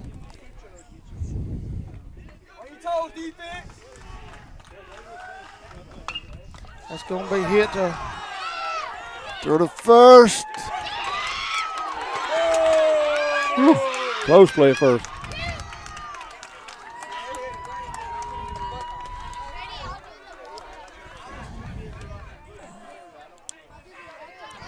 That's why two's not enough, Sammy. They got to tie and run up to the plate with that. Right. Did that hit? It's going to bring Coach Marchman Did that out. hit, Connor? I didn't see where it hit him at. I couldn't either. One of our fans was blocking the view right there. It hit him on the back of the calf. Boogie was pointing at. Says everything's okay. He's ready to go.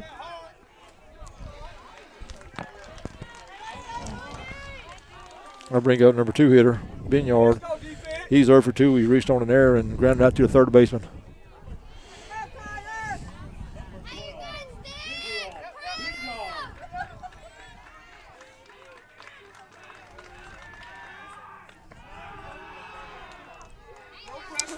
Their dugout's got in the game also.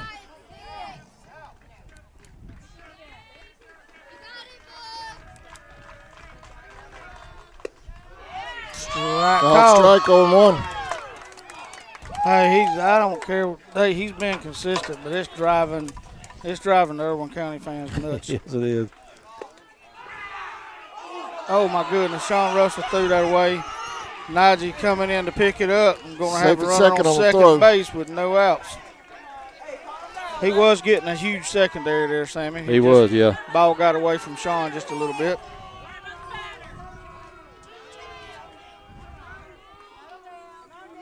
They got him a fire going out there at Sniperville.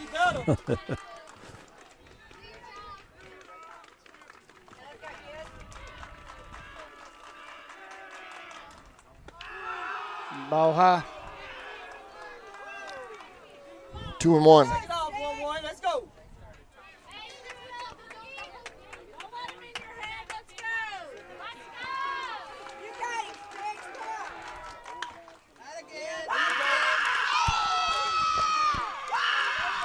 Two and two.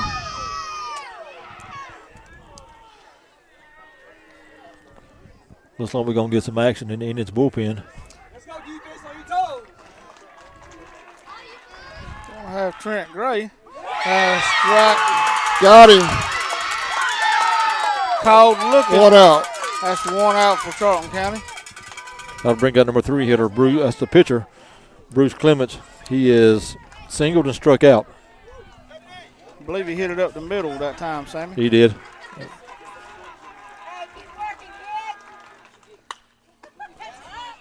It's going to be a Fly pop up. ball. Tristan Herron's calling it. Called off by Left the fielder makes a grab. left fielder, Bo Nasworth. 2 down for the Indians. 2 outs. Brings up number 4, Sammy. That's number 3, Cody Soliday. He is singled and flew out to right. Correction, number 4. 3 first baseman.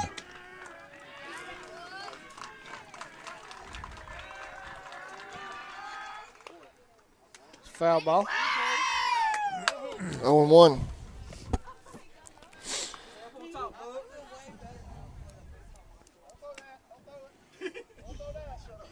No runs on 4 hits for Irwin County. Bottom of the 6th. I tell you what I enjoy is watching Kobe Bryant harass somebody, a runner on second base. Him and Tristan both do a good job out there doing that. They really do. Yeah. Tristan's scared of it sometimes. I don't think he's getting back in position quite soon enough, but both of them do a good job. That's another foul ball. 1-2. 1-2. 2 outs. Bottom of the 6th. Let's go defense.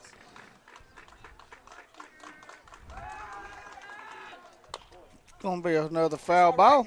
Foul ball. Count remains 1-2.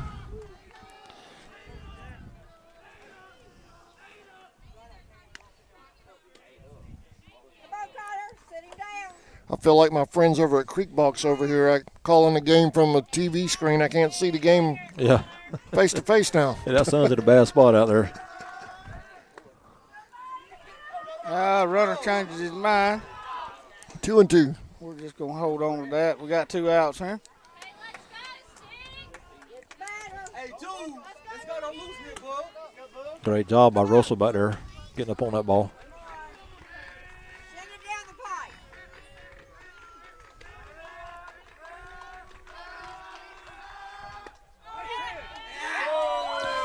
Just missed. Just missed. Full count. The our fans can fuss about that, but he can't call them low strikes and then call one up there. He ain't called that high pitch all game. He has not. That's a very good job. The umpire's done a good job tonight. Oh, down low. That's runner's gonna advance on that, and we're gonna roll. Runners on the corners now for Irwin. It's gonna bring up their DH. I got time by the blue walking over to their dugout. I think he's looking for some balls. 2 outs. That's the first walk issued by Connor Nelson in the game. Ain't nothing wrong with that.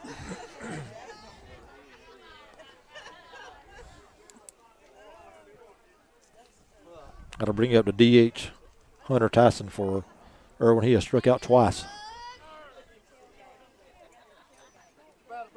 That'd be a big strikeout right here, Sam. Yeah, it would be real big. Got a man standing on third, and before it's over with, they're probably going to get that number 4 is pretty fast-looking kid. He's probably going to be standing on second here in just a second. That's a swing and a miss. Strike 1.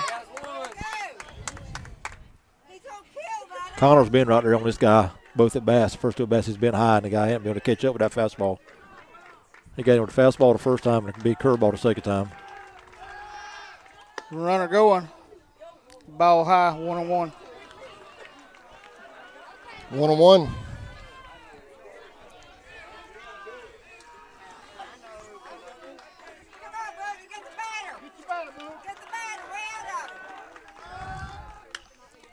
Foul ball out of play. Foul ball. 1-2. 1-2, 2 outs. Let's see what Connor throws here. Like I said, he got him out the first time with a fastball. The second time he got him out with a big curveball, and he had 2 strikes on him. Shaking him off, whatever he's calling. That's it. Good job by Sean Russell by there blocking that. Great block by Russell. We have been 2-2. fortunate for many years at Charlton County with good catchers. That's right. Sure have. Swing and a miss. Drop third strike, throw to first. There you Got go. him. Indians get out of it. It's going to bring up inning number 7, Sammy.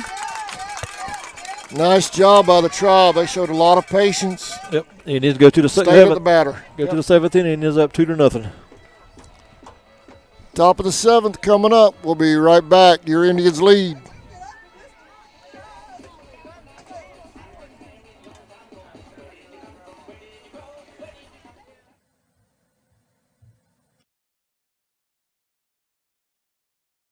years, Georgia's electric membership cooperatives have made Friday night football electrifying. As the official energy provider of the GHSA, Georgia's EMCs are proud to support high school athletics in the communities we serve, standing behind every hike, every completed pass, and every team celebration. Because we know that today's high school athletes are tomorrow's local leaders. Georgia's EMCs.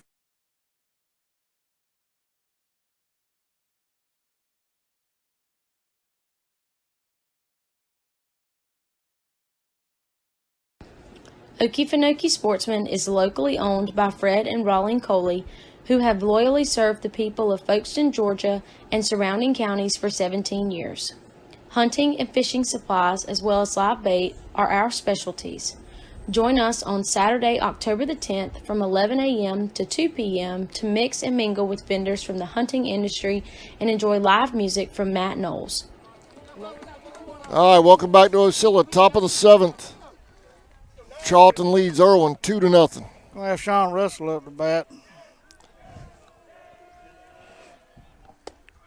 Sean's 1 out of 2 is doubled and struck out. That's called strike. 0-1.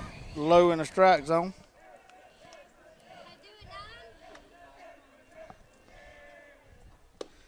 Outside, 1-1.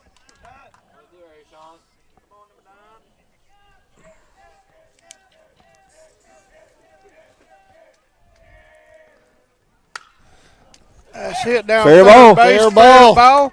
Sean Russell's rounding first. Headed to second. He's going to be standing up at second. He'll hold there. Indians have a runner in scoring position with no outs. Top of the 7th inning here. I'm bringing number 8, Colby Bryant, for the Indians. Colby is struck out and got hit by a pitch. Going to bring in a pitch runner for a courtesy runner for a catcher. Trent Gray's going to come back on the run for him. Number 17, Tristan Herron, warm up in the Indians bullpen now. That's probably going to be who's going to pitch the next game. Right here, Kobe.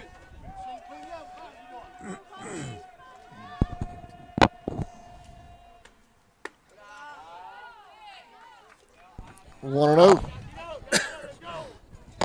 A final score between Lanier and Turner. Lanier run rolled them 11-0.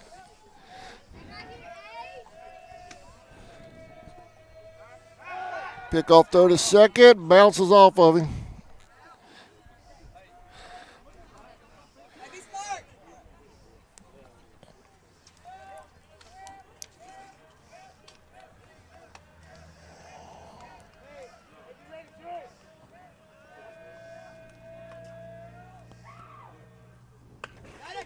Oh, my. Cole tried to lay down a bunt there, had a lot of English like a pool ball on that thing, Sammy. a lot of backspin. 1-1. Yeah. Spun right out foul on him. Coach Marshall trying to move that runner over to third with one out.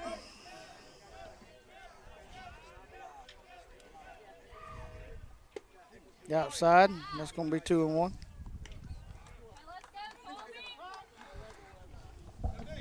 That's a big run out on second base. It's going to be times by Irwin's County's coach. Timeout. Calling his infield in.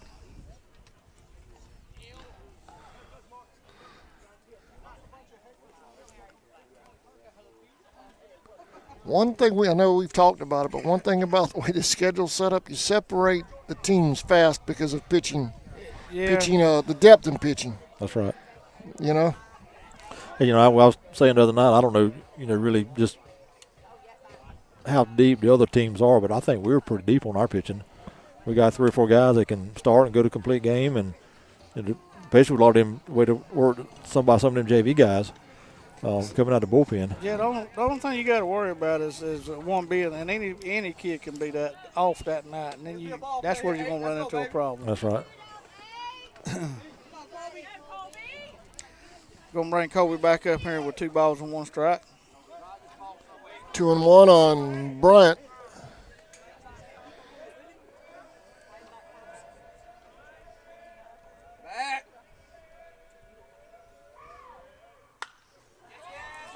Foul ball. My vision's blocked. Did he make the grab? Yes, he did. Yep. 1 out. 1 out for the Indians. Got to bring out the right fielder, Najee Smith. Najee's 0 for 2. He struck out and grounded out back to the pitcher. Yeah, Najee's due for a hit here for us, Sammy. He is.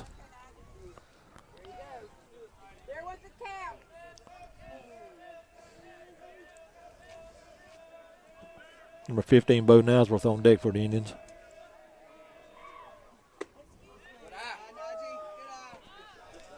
Want to know? Big run out on second. We need to get that run across the plate. Yeah.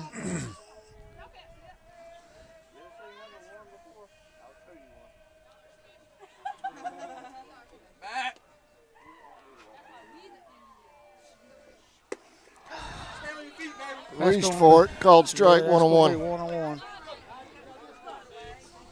Looking forward to the bottom of the 7th inning. Irwin will have their 6, 7, 8 hitters coming up.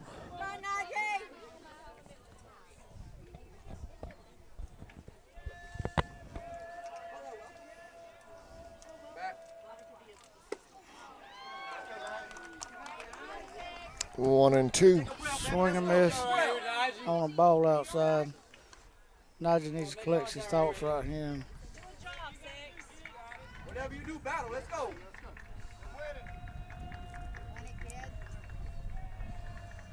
Back.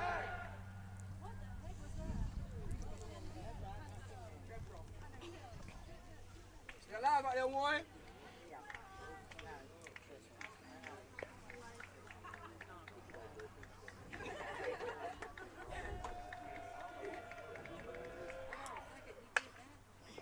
Hey, keep battling. Keep battling. Foul ball. Count remains 1 and 2.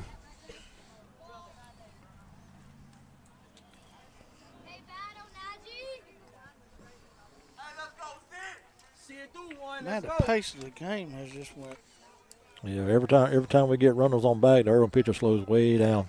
Yeah.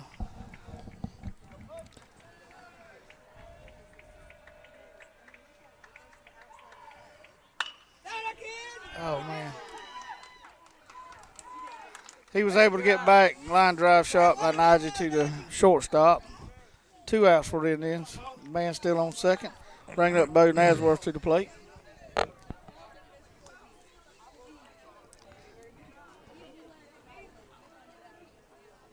Sean Russell led off the inning with a double. Still stranded down there at second right now.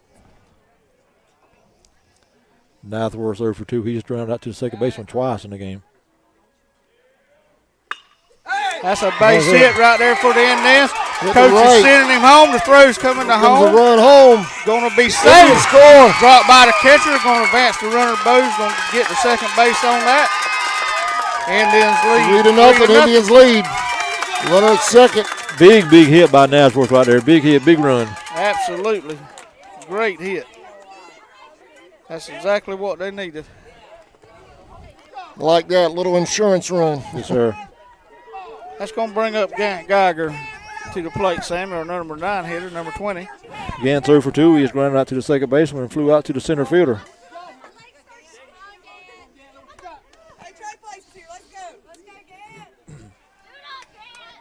Little insurance won't hurt here.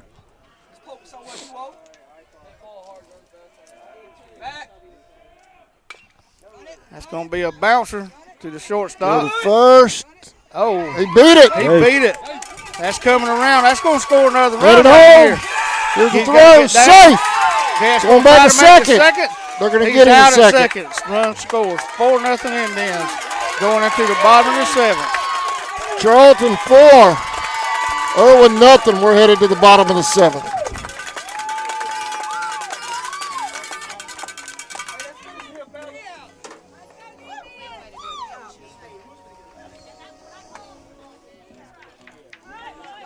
Loyal, and laid back. Okefenokee sportsman. Whatever your view on the world's current happenings, there's no denying germs are everywhere. Whether it's coronavirus, the flu, a common cold, or just a stomach virus, contagious sickness is all around, and they each pose a certain risk to both our health and our livelihood. Why not take a safe and affordable step to help reduce those risks? If you want to help protect the spaces you enjoy and the people that enjoy them with you, or if you simply need an extra hand with cleaning, Call Rogers Reflections today at 912-496-3343, and don't forget to like us on Facebook.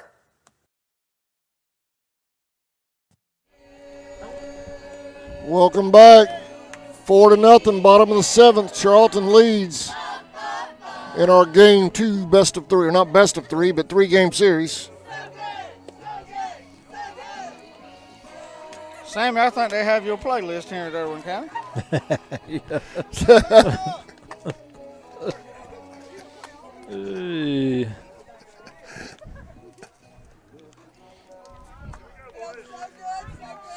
It's not often I get to sit amongst the fans. This feels like a home game. Yeah.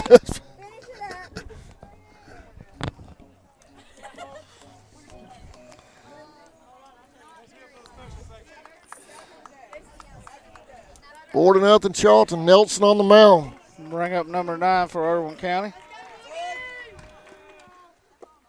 Ball low. 1-0. Number 9, Colin Sylvester. Strike. Called strike, 1-1.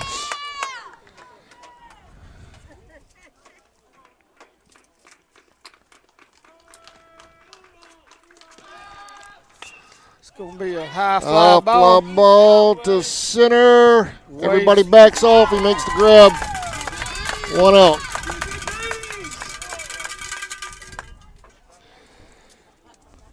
Let's finish, fellas.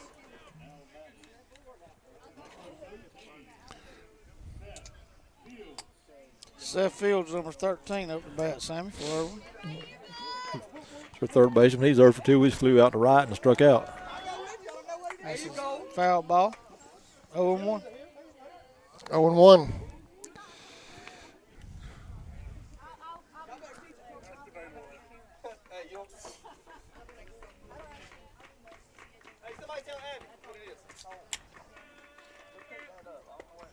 He thought about it.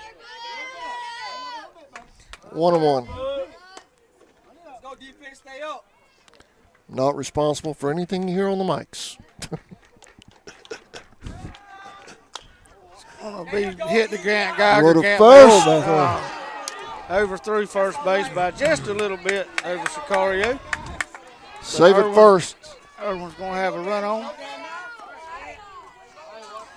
Sammy had plenty of time there. Probably needed to just collect himself. I think he tried to rush that a little bit. Probably a little adrenaline there trying to get that second out. And That was probably me bragging on his defense he's been playing lately. That's my fault.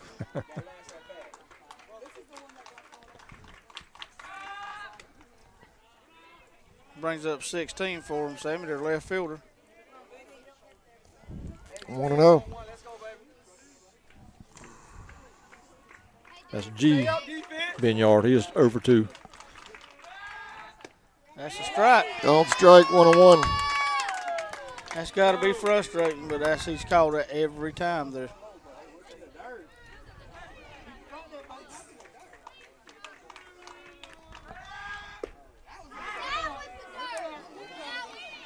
Two and 1.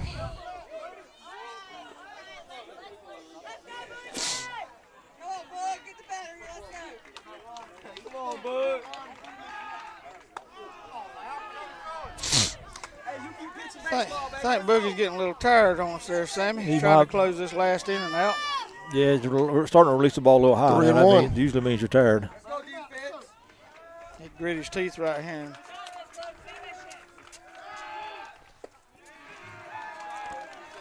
That's going to bring First and second for Irwin. number 1 out. 4 up for Irwin County. Hey, no damage. Let's go. Ross at bat. He is 0 for 2. Yeah, number 11, Ross. It's 0 hard for to- 2. Yep.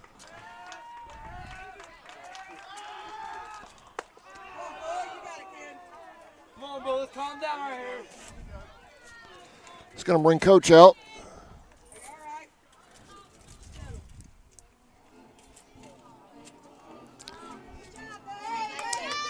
We're gonna have a pitcher Bonner's had a change, great Sam. game today, though. Great game. Tristan Herring, our shortstop's gonna come in. This will bring Tristan Herring up on the mound. for the Tribe with 1 out here at the bottom of the 7th. Runners at first and second. That's going to be We'll Boogie. take a quick break while Tristan warms up. We'll be right back. Indians baseball on CSN. Hey, no pressure, 1-7. Let's go, baby. Aldridge Insurance, located in Kingsland, Georgia, is proud to serve the communities of Charlton and Camden counties, offering life, home, car, and business insurance. See Andy Gowan today for your insurance needs. Phone 912-729-7600 for more information. Protecting you is what we do. Gowan Aldridge Insurance is a proud sponsor of the Charlton Sports Network.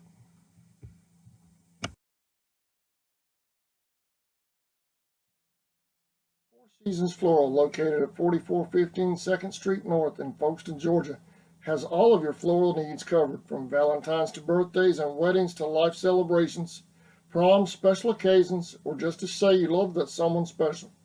We deliver as well. Call 912-496-7043 and we'll assist you with any floral need at Four Seasons Floral.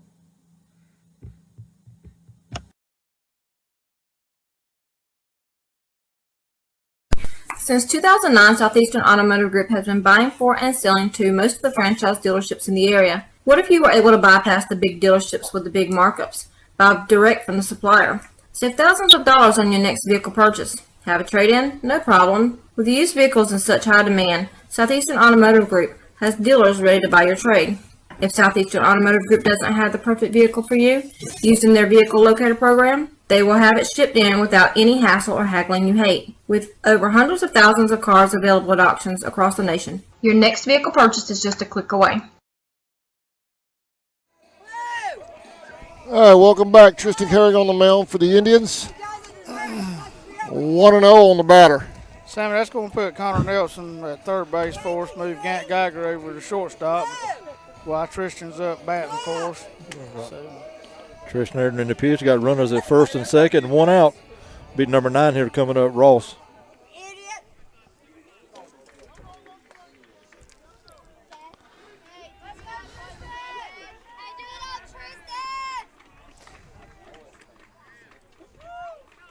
Tristan gets settled in and throws first pitch. 1-0 on the batter. Ball high, 2-0. That's all right. Come on, Tristan, you're it. 2-0. Got 2 balls on you, baby. Let's go.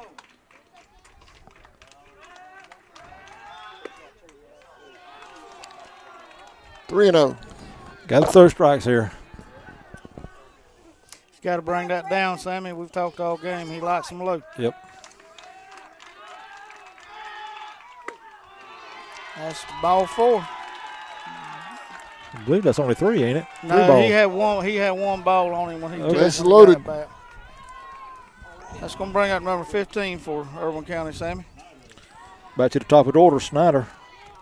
Snyder is 1 for 3. He has struck out, ground out to the first baseman and singled.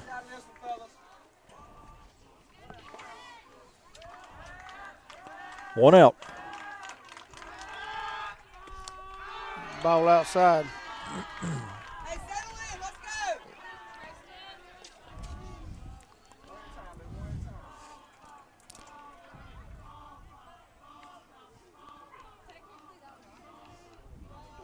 Your world, baby. Let's go.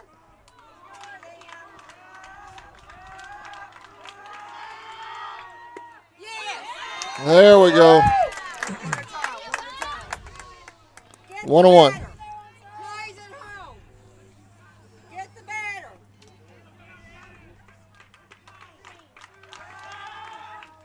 It's going to swing and a miss. 1-2. One more, Tristan. On your toes, defense. On your toes. You ready, G? Let's go. Ball high. All right, Tristan, come on. 2-2. Get in the pipe.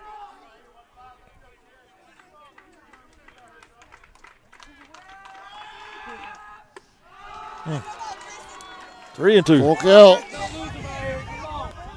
him out. Come on, Tristan. To the mid. Don't pitch it. One pitch, Tristan. One pitch. To the mid.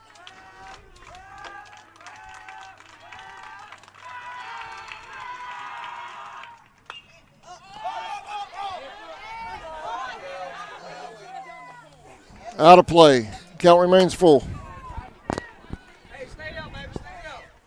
Gonna have to do that again there, Sammy. 3-2. Yes, he is.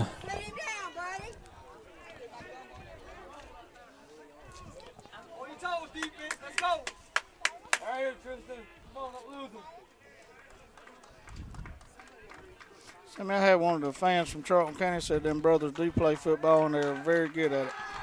Yeah, I pretty much figured so, yep. Foul ball. Like you said, it looked like great athletes. Foul ball again. Full count. I thought when I watched their state championship game up there that I thought I remembered them too, but I didn't want to speak out of turn. Wouldn't be Irwin Charlton without a little drama, huh? That's right. Yeah, we got to have something.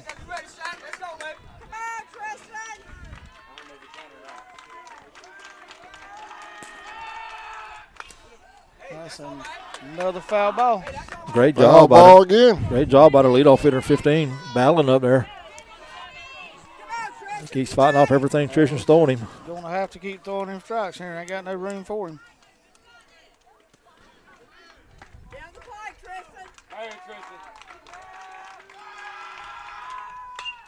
That's a hit. Called that. That's caught. No, that ball was dropped. That's going to score 2. Ball gets away. We're going to have a throw to the plate right there that's going to advance. He didn't the catch runner, that. Sammy. Was that a hit or was that a drop ball down there, Grover? I couldn't see. That's going to be a drop ball, Sammy. I couldn't hardly see it neither, but both of them was right there at it, so I believe we just misplayed it right there a little Runners bit. at second and third. One out here. Number 12 for Irwin County coming up.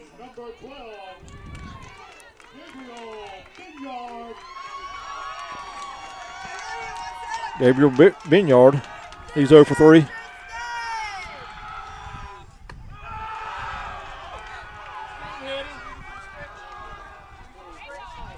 It's going to bring Coach Marchman back out.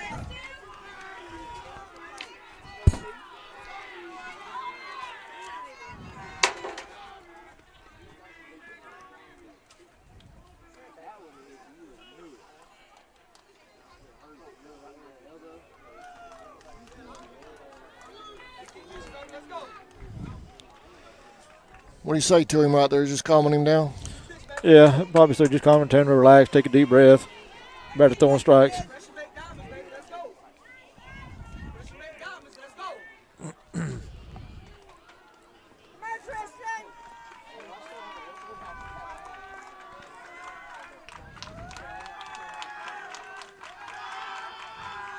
Strike one. Called strike, 1-1. Come on. Give me 2 more.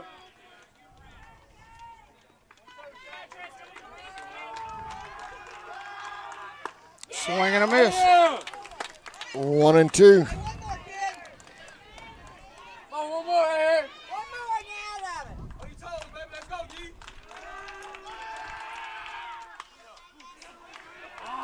Foul ball out of play. Foul ball. Count remains 1-2. Right here, Tristan. Hey, stay in your rhythm right here. Come on, Tristan. Come on, same spot. Irwin has runners at second and third. 21 out. Only when it means anything is the runner at third.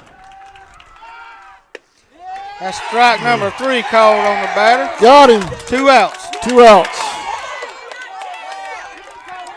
Looked like a great pitch from where we're sitting, Sam. Sure did. Real good pitch.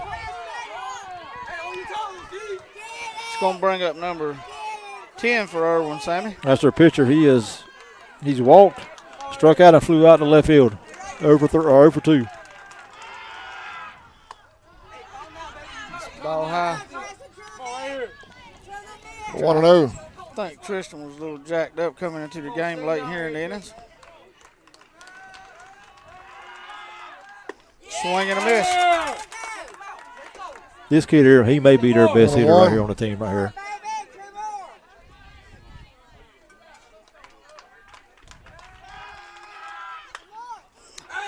That's hit the second base. Hit the second, throw to first. Out. Got him. It is going to win this one, Sammy, 4-2. A little bit of drama, fellas, but we pull out the win, 4-2. Whew. Your Indians win game 2 of 3 over here at Irwin, 4-2. Game 3 will be coming up in 30 minutes, which would be about 7 o'clock. Correct? That's correct. All right. About 7. Yep. You good? I'm good. All right. Here's Sammy Hendricks with a stats wrap-up from game 2. All right, for your hometown Indians. Indians had 4 runs on 5 hits, and they had committed 3 errors for the game. 4 runs, 5 hits, and 3 errors. Connor Nelson with 8 strikeouts in the game. He'll be your winning pitcher. For Irwin County, 2 runs on 5 hits, and they also committed 2 errors. 2 runs, 5 hits, and 2 errors for Irwin. Indians win 4-3. Y'all, those 2 insurance runs we got at the top of the 7th paid off. I kept telling Sammy we needed more than 2 runs. Yeah. All right, y'all, we're going to take a 30-minute break. Y'all come back, join us at 7 o'clock for game 3 of our best of 3, or our 3-game series versus Irwin. Indians win this one 4-2. We'll be back in a half hour. 7 o'clock, y'all.